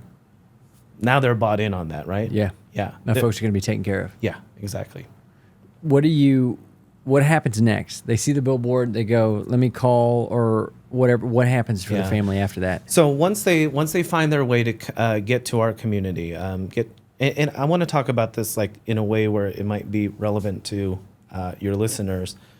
Once your marketing works, once it opens the conversation, then your job in that first sales conversation is to help them see, yes, they understand my story. They can describe my problem better than I can describe my problem. I am going to assume that you have the solution, right? So the first conversations around sales was not around food and service and care and what we're going to do. It's digging into, what have you been experiencing as a family member? What's really going on? And then as we're having the conversation, it almost felt like counseling, right? So they're telling me, yeah, this is going on with my mom. She forgot who I was. I kept trying to remind her that I'm her daughter. In that moment, I'm just trying to open that conversation up to, well, it sounds like you told me that your mom may have Alzheimer's disease. So here's what we know about Alzheimer's disease. And here's why your mom may be calling you her mom. It's not because she's forgotten you. This is the stage that her brain is in. Her brain has put her into kind of a childlike mode. And so the sense of safety that she's looking for is mom. You can still help her in that moment. So this whole time in the early sales conversations, I'm educating them. I'm helping them understand and describe back to them their problem in a way that they hadn't described the problem themselves. People assume you have the solution if you can describe the problem. It's very interesting, isn't it? Yeah. Yeah, I was doing a workshop with our team not too long ago on empathic listening. Mm-hmm. That's such it's such a counterintuitive thing. Yeah. To not be here with the answer. Right. But to be here with a reflection on, let me help you understand. Let me reflect back what I think you're asking me. Yeah. And you know what it is. So after they get that, mm-hmm. Do they typically go think about it for a little bit, or are they usually making a decision on the spot about, like, this is where my folks need to be? Yeah, most of our families are making decisions pretty quickly. So I'd Okay. say within 30 days, 60 days. If you're talking about in business terms, our sales cycle from the point of inquiry to close would probably be 30 to 60 days. Certainly, there are going to be family members who take a longer process, but by this point, they've experienced the pain so deeply that they're ready for the solution. Yeah. What's the move-in process look like, or the day one for the elder? Yeah, so this is a really good question that kind of it blends marketing and operations, because you should not be telling the story in marketing that your operations can't back up, right? So if it Yeah, love is greater than dementia, Yeah. and there's nobody loving anybody right, and here. then yeah, so the worst thing you could do is tell a good story and then not back it up. You have to tell a faithful story of what you actually do. So when people moved in, what we started with was education to families. So we let them know, like, hey, the first 30 days is actually, we created an onboarding map for families, not our residents, but for the family member. Here's what you're going to experience over the next 90 days, right? And so we're starting day one with education and guidance for the family. So they know, like, hey, maybe the first 30 days that I come in and visit my mom, she's going to be mad. She's going to be upset. But here's what's going on. Here's what you're going to experience as a family member. Here's what we're going to do to help you get through this part of it. And so if you think about move-in day is orientation day, right? It's not, you're not delivering the care product and the care service yet because the resident doesn't trust you yet. So we would distill it down to, hey, the goal of the first 30 days is to build trust. So we would let the family know, here's the goal, here's your part of building trust, here's our part of building trust, and here's where we know that we've actually started to make progress. So you have to educate and orient your client to what is about to happen. So after they do that, I'm sure that's a relief, having this roadmap. Someone at least is giving you an understanding, even if it's hard, Yeah. what's coming next. So after you've kind of laid that roadmap out for them, is there anything else that's happening, or at this point you're kind of in operations mode now? You know, the resident is there, the family's checking in. What does that look like? Yeah, so in a lot of ways, if you can embed operations before they become a client, and what I mean by that is if they can come to an activity or a meal, or if a manager comes to visit you in your home, if you've started the relationship building before, I think the move-in day is just a handoff to where you've warmed up the operations of this is what it'll feel like, and then you just kind of take over, you know, from there. The move-in process is by far and away the most critical thing to let your families know we're following through on the thing that we said we were going to do. And it's not to solve dementia, it's to let you know whatever happens with your loved one, we're going to be your interpreter for that. We're going to help you understand what's happening, and then slowly together we're going to make sure that they feel safe. Okay, once they feel safe, now they're going to feel this, now they're going to feel that, and we just track progress along the way. Is insurance covering this, or are most people paying out of pocket, or how does most of this world work? Yeah, so there's probably three categories here. Private pay is the most simple version. So private pay is you're paying out of pocket for memory care. Memory care in our market between San Antonio and Austin, it could go anywhere from $4,500 up to $10,000, right? So depending on the quality of the place that you're at, that's a lot of money, right? A lot of people don't have $120,000 a year for care. There's a market for that, but private pay is one category. You have people who come into it with long-term care insurance. So that's a private insurance that you would have taken out yourself. It's getting less and less common now. I don't think insurance companies do that as much. But if you had insurance like a long-term care policy, that may pay for it. And then there's the Medicaid route. So there are facilities that if you have no funds, then these are state or government subsidized facilities that an elder person could live in. Do you generally see a difference in care just based on the pay? Like, Yeah. if it's more of exclusively private pay, you can assume that it's generally a better run shop, or is that not a good assumption to be You made? got a better shot at it for sure. Okay. Yeah. With Medicaid facilities, let me put this in broader business context.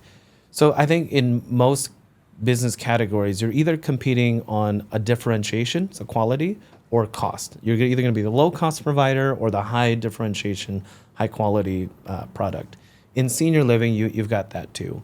If you're the low cost provider, which would be Medicaid or something like that, you shouldn't be, and you probably aren't expecting a lot of high differential type things. You're not doing the best activities and the outings and all of that. But you kind of know that going in. You're like, I'm getting the meat and potatoes. I'm not getting the souffle, right? Conversely, if you're on the high-end private pay spectrum, not only should you be expecting good quality care, but it's not amenities. You should be getting better outcomes, better results. So your loved one should be getting better sleep. They should be going in the hospital less. They should be having less medications to quote unquote calm them down. So if you're in a private pay situation where you're paying and you have the means to do that, it's not just an aesthetically nicer community that you should be in. You should be getting better outcomes too. And that is directly tied to higher quality staff. Is that really what it is? If you're not going to the hospital more, if you're not taking medications, and is that because of more human involvement? Well, you would think so. Yeah, there are plenty of places that charge you a lot more money because the building is nicer. They've it's the chandelier at the entrance, but that has nothing to do with dementia care.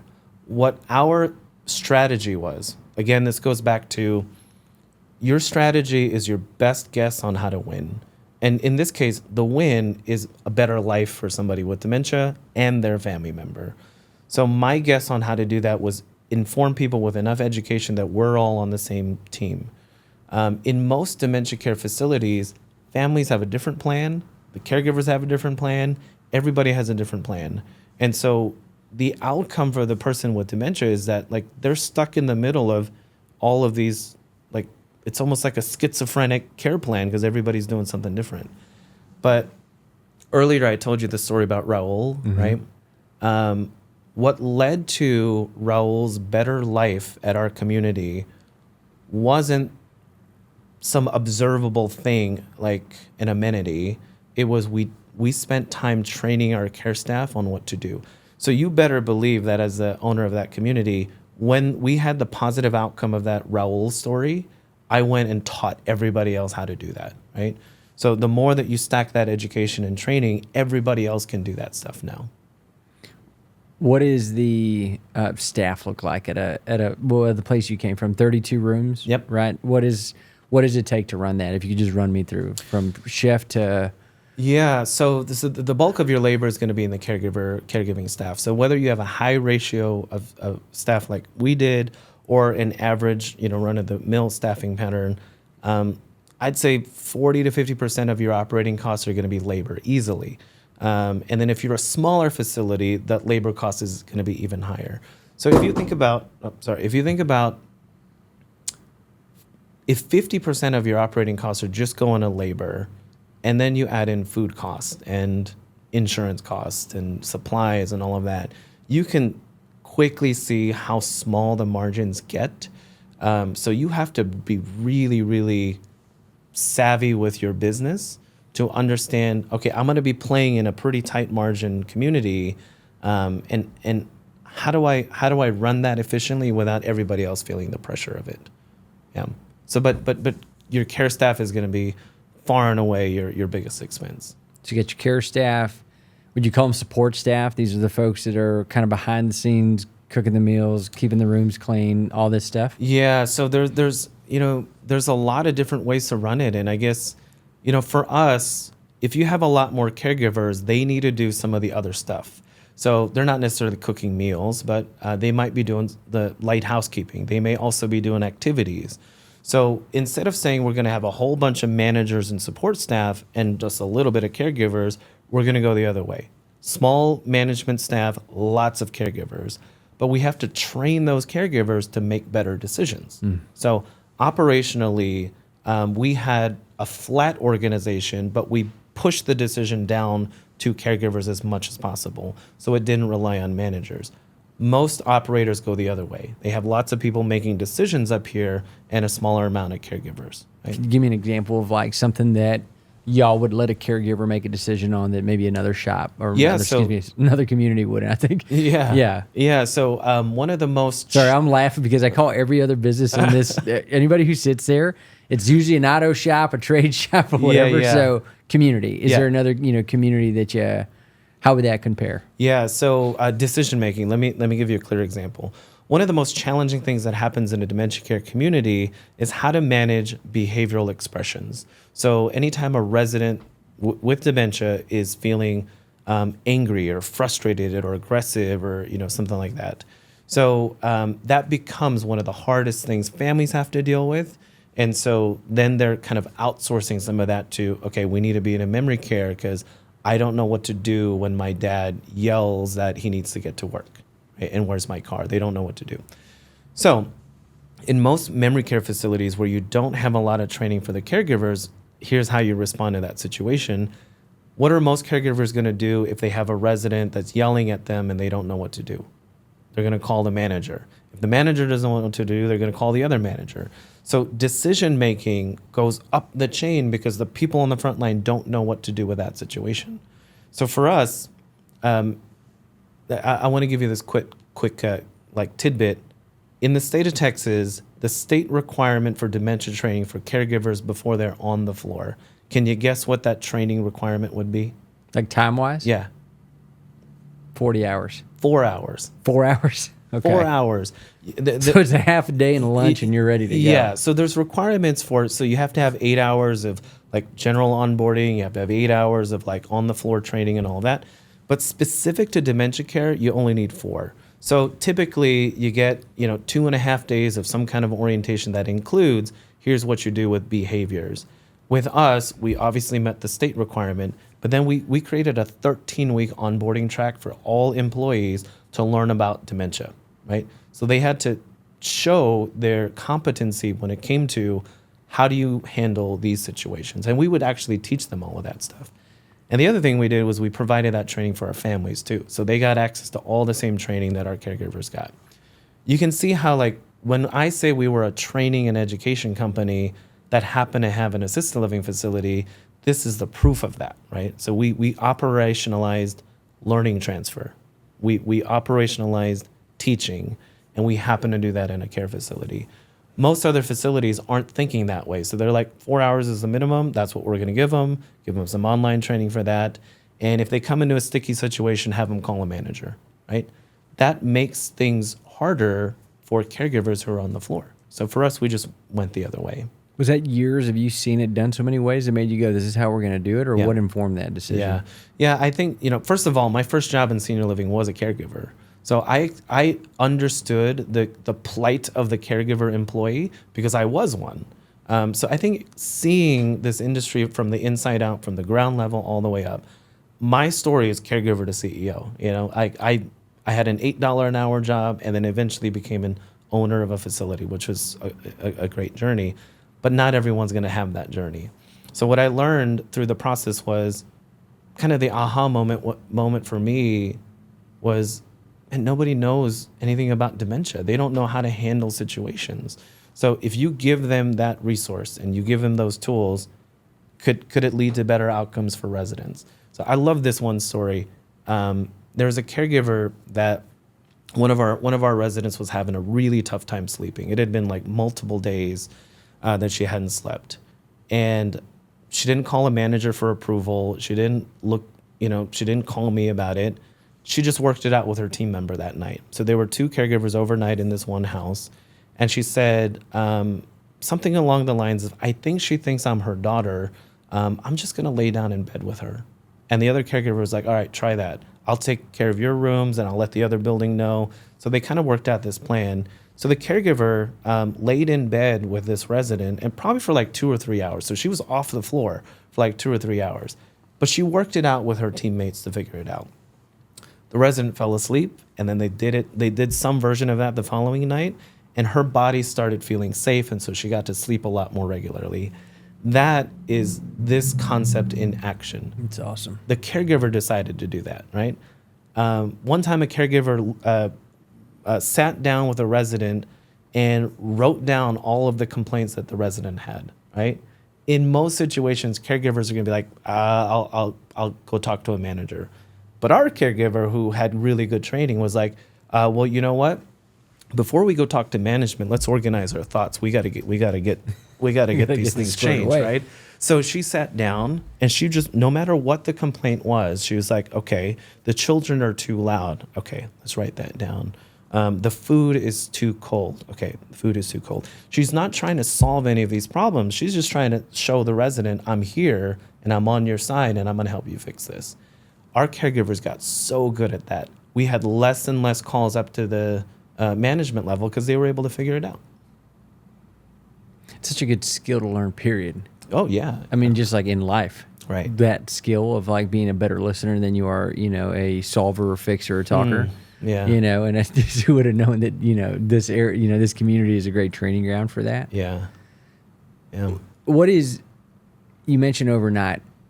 So you have like a couple folks kind of on the like standing watch. I'm just thinking about talk about Raul, and no wonder he thinks it's a military compound. You got like fire guard walking around there. What is that like in the evenings? Or, is it just someone's always awake? How's that work? So in most memory care communities, sleep is it's a crapshoot. You have no idea how people are going to sleep overnight. You have tons of, again, what are called behavioral expressions. And that's my belief is because there's no intention throughout the day. The caregivers in most memory cares are just babysitting older adults. They don't know what to do. They don't know how to help because they don't understand the disease process. So for us, it's like, okay, morning shift, you're going to help them in their highest cognitive period of the day. You're going to help them to get a sense of achievement. So let's get up and move around, or let's make the phone call to the family member because you're going to be sharp around 10 a.m. That's when I'm sharp. I'm really bad at this time. Like you're getting low quality James Lee right now. You're running on fumes in the pit lane. But if you get me at 10 a.m., you're going to get me at my sharpest. That's also true for people living with dementia, right? So you train care staff. What do you do, and how are you part of the overall arc that the team is like, we've got this master plan over a 24-hour period. Here's your part of that on the first shift. Second shift, this is when sundowning is likely to happen. People are getting tired. So here's what we're going to do to manage that. And third shift, if we've done everything right, first and second shift, you should have a lot more people who are sleeping. So overnight is more about comfort. It's incontinence checks. It's things that can be helpful to get you ready for the next day. Right? So we knew that. Everybody knew the plan. And so we were a lot more successful versus memory care communities that are just like, you're a shift doing the exact same thing as the next shift. Yeah, that system is not, that process and handoff is not, there's no flow. Yeah, because most people, when they think about operations, they just think about execution, right? Here's the list of things that needs to get done, go execute that. Yeah. But the operations execution has to have some hypothesis underneath it. Here's our best guess about why we put this plan together. Yeah. Let's figure out if it works. If it doesn't, let's adjust, but here's the plan. Yeah, it's setting those conditions to be, that's cool to see the shift setting conditions for the next one. Yeah. It's like real partnership, even within the team, which is kind of its own cool team, building and camaraderie. I can imagine you get on third shift, and if it's just a firestorm, you're like, that's second shift, man. Oh yeah, you definitely get shift wars if things are off kilter. But I think about how many business owners who don't understand and build leadership skills, right? So they get a bank loan or they get some capital, they raise money with family, and they're like, hey, we're going to buy a memory care because, it's a booming business. If they never learn and apply leadership skills, then all you have is a piece of real estate that people with dementia live in there, and you're just trying to optimize money around it. But when a caregiver understands this is what we're trying to do, yes, you need a building to do this work. You need capital to do this work. But for me, those are tools to get this mission accomplished. For most people who are coming into this field who aren't caregivers, they have a business idea and they're trying to figure out how to be a caregiver. So I think that's pretty clear to me what the difference is. Can you give me a day in the life of an elder or resident? Yeah.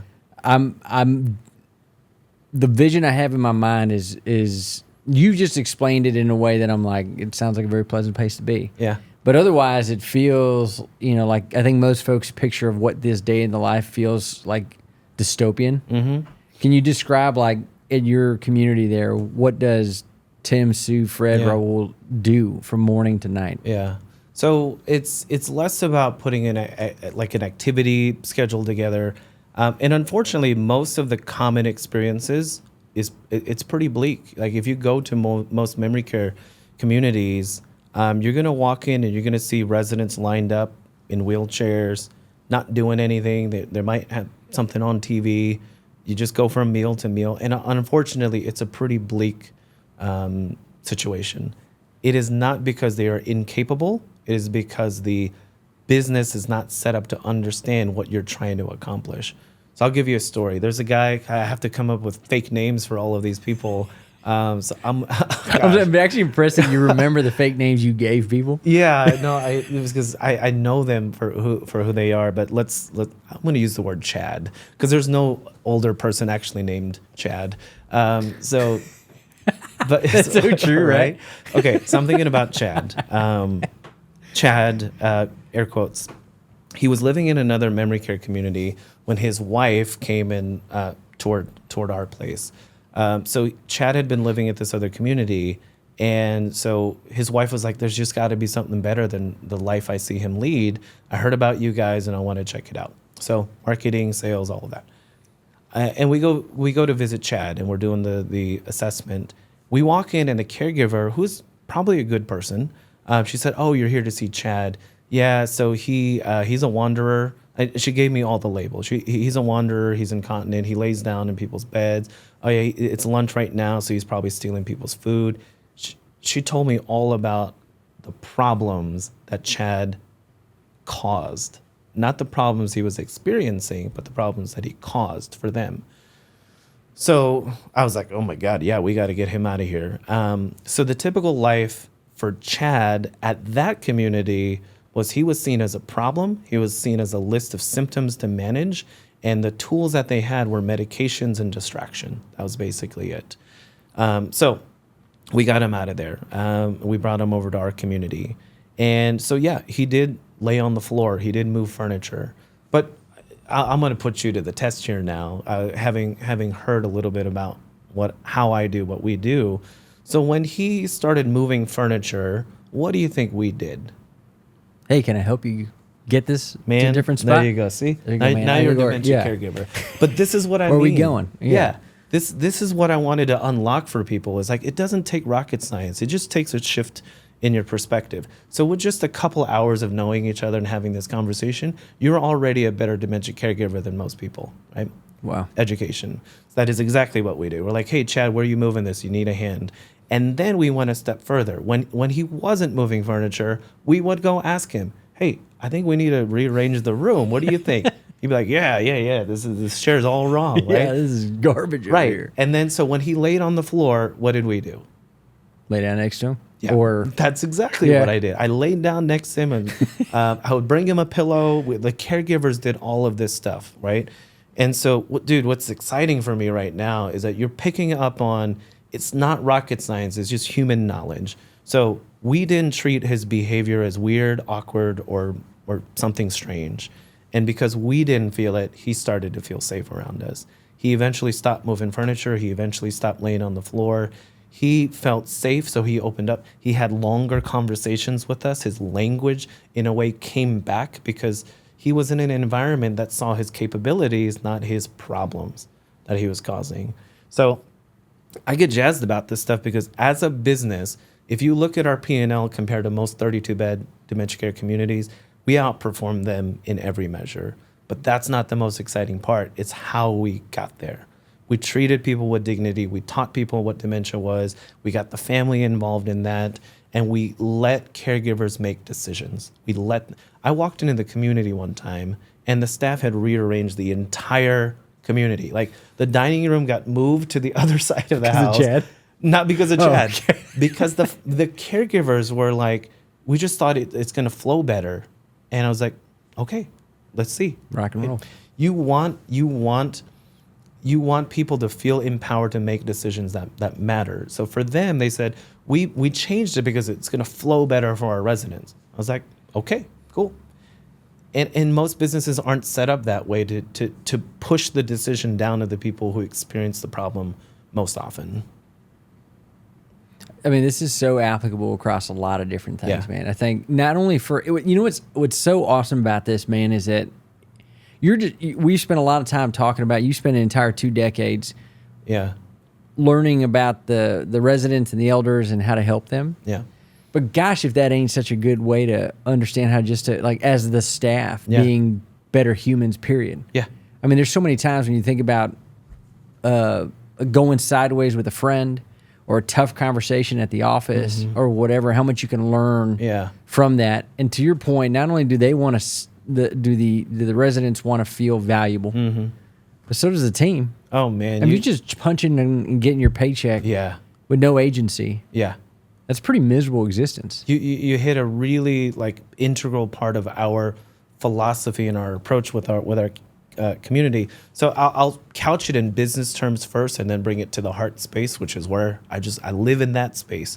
But there's a little bit of IQ behind there too. So the problem with our industry is that people who are trying to optimize, who are trying to tinker with the formula to improve their margin a little bit, they look at labor as an expense. We looked at humans as capital, right? And really use those terms: labor expense versus human capital. What do you do with capital? You use it to grow something, right? Most people think of capital and they think money. Well, even in that lens, if you give me $1 of capital, I'm supposed to give you $2 at some point, right? You give me human capital, I'm gonna multiply that into something it shouldn't be, right? So we looked at caregivers as the product. They weren't the labor, they were the product. Their execution of the dementia knowledge that they were gaining, that was the multiplier. So instead of treating the employees as labor that had to be managed, we looked at it as, okay, we have four caregivers on the floor today. We can raise our revenue and our rates, we can lower our marketing if they are really, really good at dementia care. So how do we make them better and better caregivers? We can also pay them more if residents are staying longer, if families are willing to pay more. So we looked at all of our people within our community and thought, if they are the product, how do we improve that product? And that's generally how we operated the business. So we had some amazing stories from our caregivers that, you know, they're laying in bed with a family, they're making a bus ticket and sitting outside with the resident waiting for the bus to get there. They're writing down the complaints as part of the HR team. They're moving furniture with our residents. And it wasn't just about improv and like playing along. What you're getting at, what you're really seeing is that people were treated as people, right? There is dignity in writing down somebody's complaints, right? In their mind, they believe that they have those complaints. They believe that there are children running around and being noisy. A caregiver who's not educated on what's going on, they're going to say, there's no children here. You know, there's no children here. You're okay. But that completely invalidates their experience, right? If we're sitting here right now and you're like, James, I got to cut this interview short. My phone's blowing up. There must be something going on at home. And if I told you, hey man, those are false calls. Everything's okay. You don't need to get up. Let's finish this episode. How do you feel about me right now? Like, dude, you're being a punk right now, or you think I'm crazy? Yes, exactly right. To you, it is crazy to think that if you told me my phone's blowing up and I got to go home, and I tell you, no, everything's okay. Let's just stay. Let's go get a cookie, right? You're going to be like, no, I want to get away from here. That is what it feels like to someone with dementia when you tell them their experience isn't actually happening. Yeah, it's being with them. Yeah. So if somebody's like, I got to get in the car, they're expecting me at work, what are most families going to do? They're going to try to reorient them to their reality, which is, Dad, you've been retired for 10 years, right? But in his mind, he believes what's going on right now. So if instead you take his position and you're like, Oh my God, you got to get to work. What time do you got to get there by? Oh, Dad, that's like 30 minutes from now. Let me help you get dressed, right? You're on their side. You're helping them to achieve their goal. And lo and behold, if you're on their side long enough and you're like, you know what, Dad, I'm sorry. It's 6:30 at night. That's my fault. I changed the clocks. But let me help you get ready for the morning, right? When you are on people's side and you treat them with dignity and you see the humanity in the other person, you're going to be a better caregiver. Our caregivers felt more success in our community, and all of our caregivers worked at other facilities. They stayed with us longer. They enjoyed their work better because they got education. That was the whole thesis.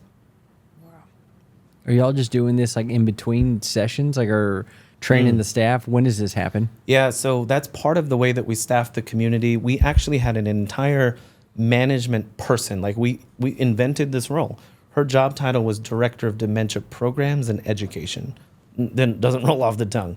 But her job as DDPE, again, doesn't roll off the tongue. Her job was to teach and educate people about our method.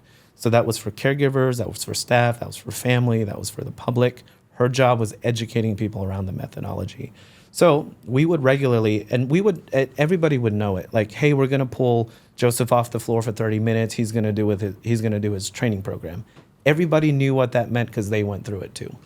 And here's the thing: if you knew, okay, Joseph's going through the training, so like he's going to get better and better at this.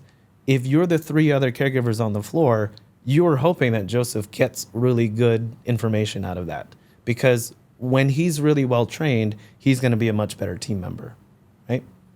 Yeah, no, it's a very high level way of running a team. It's like how an elite team runs. You know, you spend a lot of time training, a lot of time investing, a lot of time talking through these things. Yeah. It's cool to see. It was cool to be a part of, you know, and so there was no blueprint for me to follow. It's just I believed that this was the best way to do it. Earlier, I told you we're an education company that happens to have assisted living. Everything I've talked to you about for the last 30 minutes is proof to you that we actually operationalize that. It wasn't just a catchphrase. We were an education company. Our caregivers got it. Our orientation was formatted that way. Everything that we achieved was because we did the learning part really, really well. So all of the business parts just followed suit. Yeah. Let's talk about, kind of as we round bases here, kind of the future of not only the industry, but just kind of like I'm interested in a world where everything is not just from returns, but just everything through AI and technology. Yeah. It's about automating, going faster, displacing humans, replacing them. I hear you saying humans are the product. This is the reason it does work. What are the things that excite you, but maybe also what are the things that keep you up at night about the next 10, 15 years about senior living care? Yeah, man. So technology, AI, anything that kind of falls into that bucket, it's a tool, right? And so a tool is only as useful as what you think that tool is for. So if you give me a hammer and I need to paint something, right? I'm like, this is going to be the worst tool for the job because I'm confused about what this tool is for.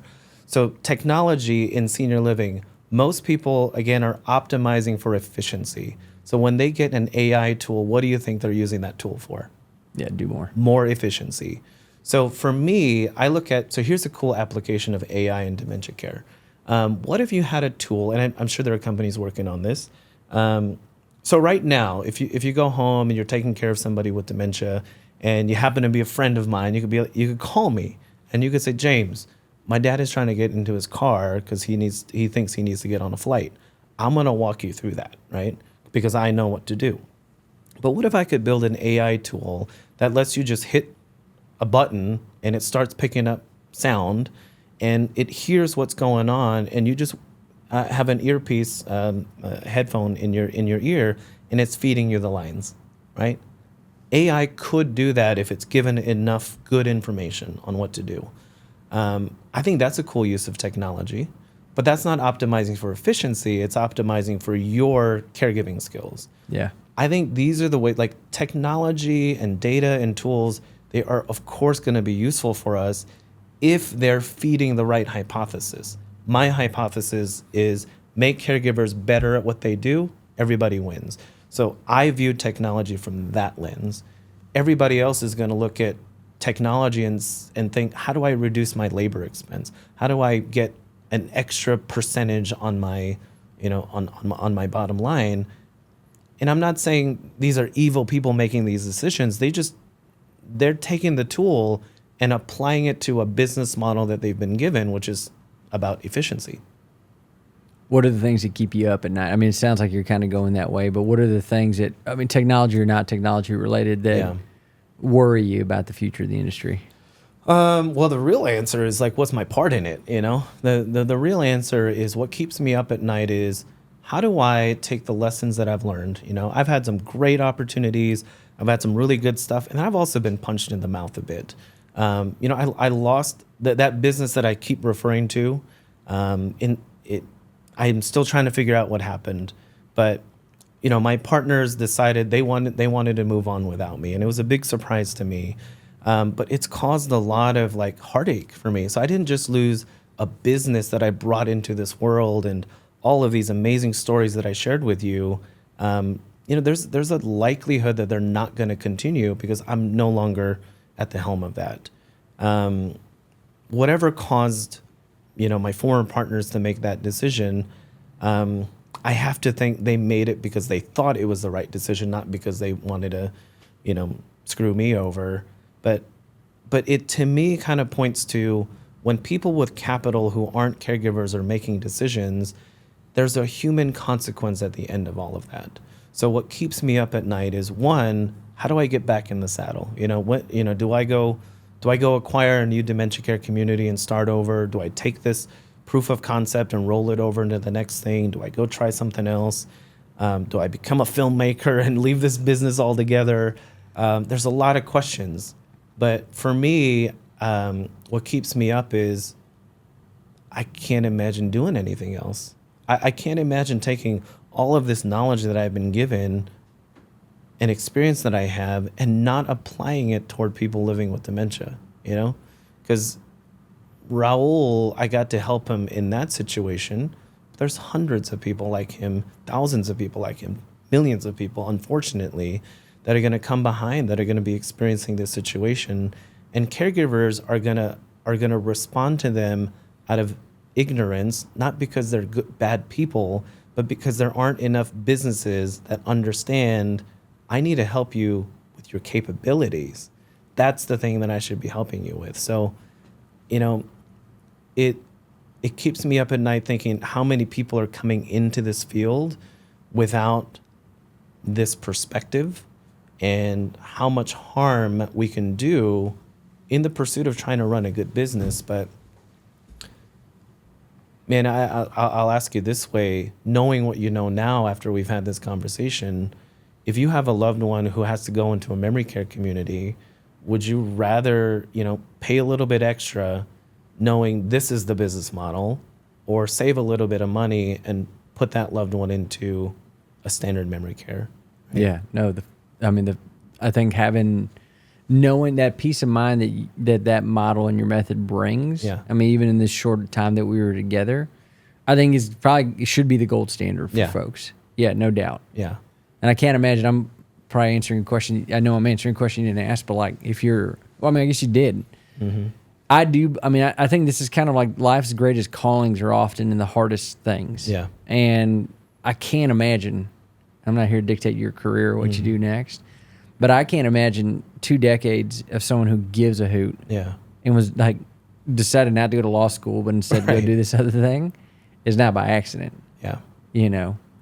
That is design. Yeah. A lot of people in my field, when you ask them, how'd you get into this business, it's almost like a trained response people will give. They'll say, I kind of stumbled into it. I know I didn't stumble into it. I was called to it. I know that. And it's hard for me to think about leaving this field because, but maybe, I don't know if we're veering off topic or if we're just getting to the heart of it, but business, when I think about small business, big business, whatever you're going to spend your time doing, you're given a set of perspectives and gifts, and I believe it comes from God. And I think that when you're given those things, your job when you're given gifts is to use those gifts. Your job when you have strengths is to strengthen those strengths. I actually don't believe in like balancing strengths and weaknesses, because like if I get better at singing, that's not going to help anybody. But if I get really, really good at operations and dementia care, that's going to help a lot of people. So I don't believe in making your C's into a C+. I believe in making your A's into an A++. That's how you serve the world. And so, I've been sharpening my axe in a very, very specific and niche thing like dementia care and dementia education. But I have to believe that I don't know the grand plan. I just know that these are the skills that I was given. This is the perspective that I was given. And if I get to, if there's somebody listening to this episode who's like, man, I've got all this money sitting around and I've been trying to figure out what do I do with this? What do I do with all this money? Because I wanted to honor, my mom who lived with Alzheimer's and people didn't get to know her beautiful story in the end. You never know. I'll speak it into an existence. But I think that for me, I don't know how I'm going to get the capital or the people to kind of jump on board and also safeguard it so that what happened to me in my last business doesn't happen again. It's a travesty that there are former customers of mine who will still call me and let me know their loved one passed away, and here's when the funeral is. Like, that was 6 months ago. And it's so touching to me to think about people, regardless of what they think happened, they still are invested in letting me know that I was part of their story. And that's amazing. But that's legacy, It's like if I had an option to brag about what kind of a return I made on your dollar of investment, it's not going to raise any heartbeat. It's not going to bring any emotion out of me. But if you tell me that somebody invited me to their mom's funeral 6 months after I left that business, yeah, that evokes some emotion in me. So I don't know how or what will cause the next chapter, but I'm making my A into an A+, and just trusting the process on the rest. Yeah, man. Yeah. Your A certainly is, if I may, is not just, from the time I've gotten to know you, your A is not just, a lot about senior living, and senior care. I think it's the way you approach it. You could probably apply James's method into a lot of different businesses. Sure. I think a lot of people would benefit from it. But at the core, I see a teacher. Yeah. Somebody who's probably really great at helping other executive directors think about it correctly. I can't imagine. I probably can, but how can? It's just hard to imagine like the impact you can create by just. I agree with you. You want to triple, quadruple down on the gifts that you're given. Yeah. And be kind of like do it with like reckless abandon. Yeah, I think that's what I'm trying to lean into right now is, when you're hit hard. So contextually, I lost a business that I wasn't expecting to lose. I lost some source of income that's created some instability. It's affected my health in a lot of different ways.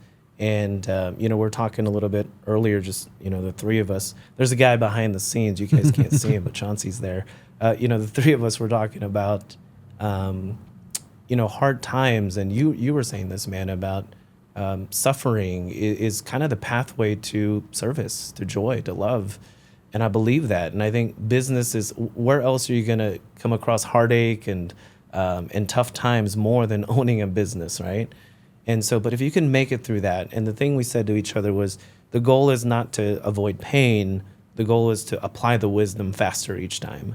So I'm trying to, I got hit in the mouth with life a little bit, but I'm just trying to apply the wisdom pretty quickly and be like, all right, dust off, let's go do the next thing. And I think when you have that North Star, when you know what you're supposed to be doing, I don't know. I generally believe the world conspires to your success. What's that quote about? Like, the world will conspire to your success or your failure either way. So you may as well, have it conspire towards your success. Yeah. Yeah. I have, James, I'd be so surprised, man, if 6 months from now someone didn't tune into this, or you aren't doing what you're doing in the world, and Yeah. you're finding the next, ridgeline to go conquer. Yeah. I think more folks like you with the right heart going out there and doing the right things, you're going to find it. Yeah, thanks, whatever man. it might be. Already here right now, if you probably didn't inspire a bunch of folks to consider senior living, Yeah. and this noble profession, there's no doubt that I think. Let's maybe end it on this. I think a thing that I really appreciated about you, I got a little more context than maybe the listeners are going to get about kind of the hit in the mouth there that you got. Yeah.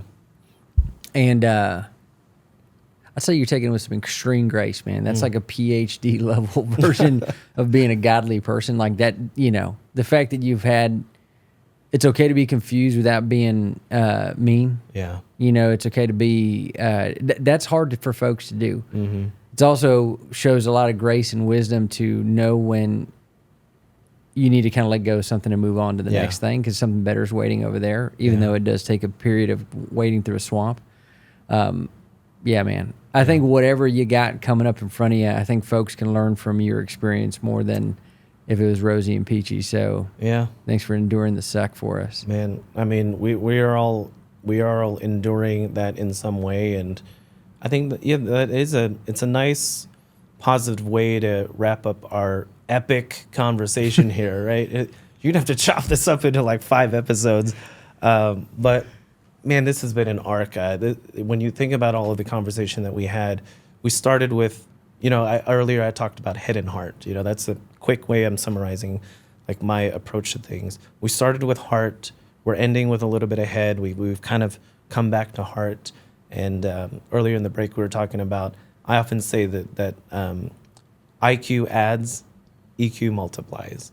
Emotional intelligence, your emotional quotient, your ability to have conversations like this, and not be rosy about everything, and have appropriate levels of vulnerability. We all get hit in the mouth at some time. It just happened that it happened to me recently.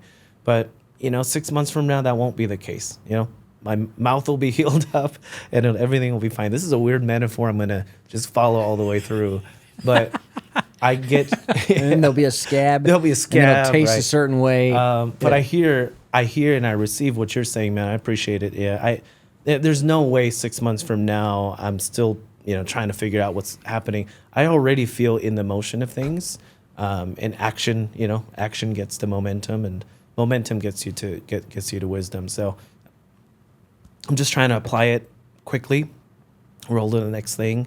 But parting words I'd have for anybody who's stuck around to this part of the episode. Here's what I would try to say. Whether it's senior living or plumbing or HVAC or whatever you're doing, right? Whatever small business, if you can figure out what gifts have you been given that you are channeling through your business, that's it. That's the simple part of it. That's total alignment. It's what are your gifts that you are channeling through this business vehicle that is going to make you feel like you're living your best purpose, right? Your clearest meaning. For me, it happens to be senior living. 99 out of 100 people, they're not going to feel the same way about it, right? Yeah. It just happens to be the flag that I'm flying. It's going to be a different flag for you, different flag for Chauncey, different flag for our listeners, but just lean into it. Like, I am so proud of being in dementia care. I could be the CEO of Apple and I would feel exactly the same level of pride, right? Yeah. And so if I can feel this amount of pride about dementia care, you can feel pride about running a landscaping company or a coffee shop, or here comes the shop stuff, right? You can run your shop, you can run a community, you can be proud about anything, but it's infectious to people. Right? Oh, I mean, I knew almost nothing about it, and I literally could go, I'm only just for the sake of getting us out of here to a decent hour. I could talk to you another 12 hours about senior living, man. I mean, it's right. I think when you meet folks that are just all in, it's infectious. I think you nailed it, man. Yeah. So, well, James, thanks for the parting wisdom, and I think I have no doubt folks will get a ton from your words. Yeah.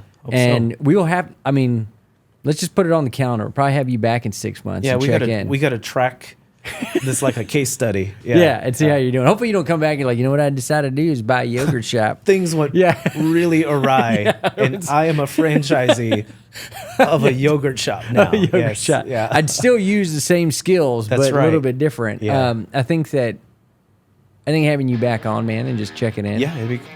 I think you're destined for some bigger things, man, and I look forward to seeing how it goes. But thanks again for coming in, man, and sharing words.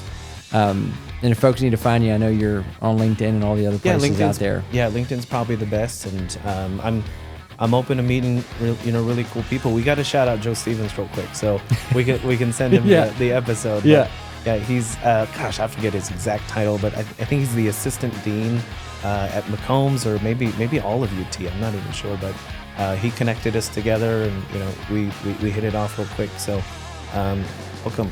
Yeah, man, hook him. He's got a lot of horsepower there at the school, and I think that he's also got a good read on people who need to connect. So I'm glad he connected us as well. Thanks, Joe. Yeah. But thanks, James. Appreciate your time. Awesome being here, man.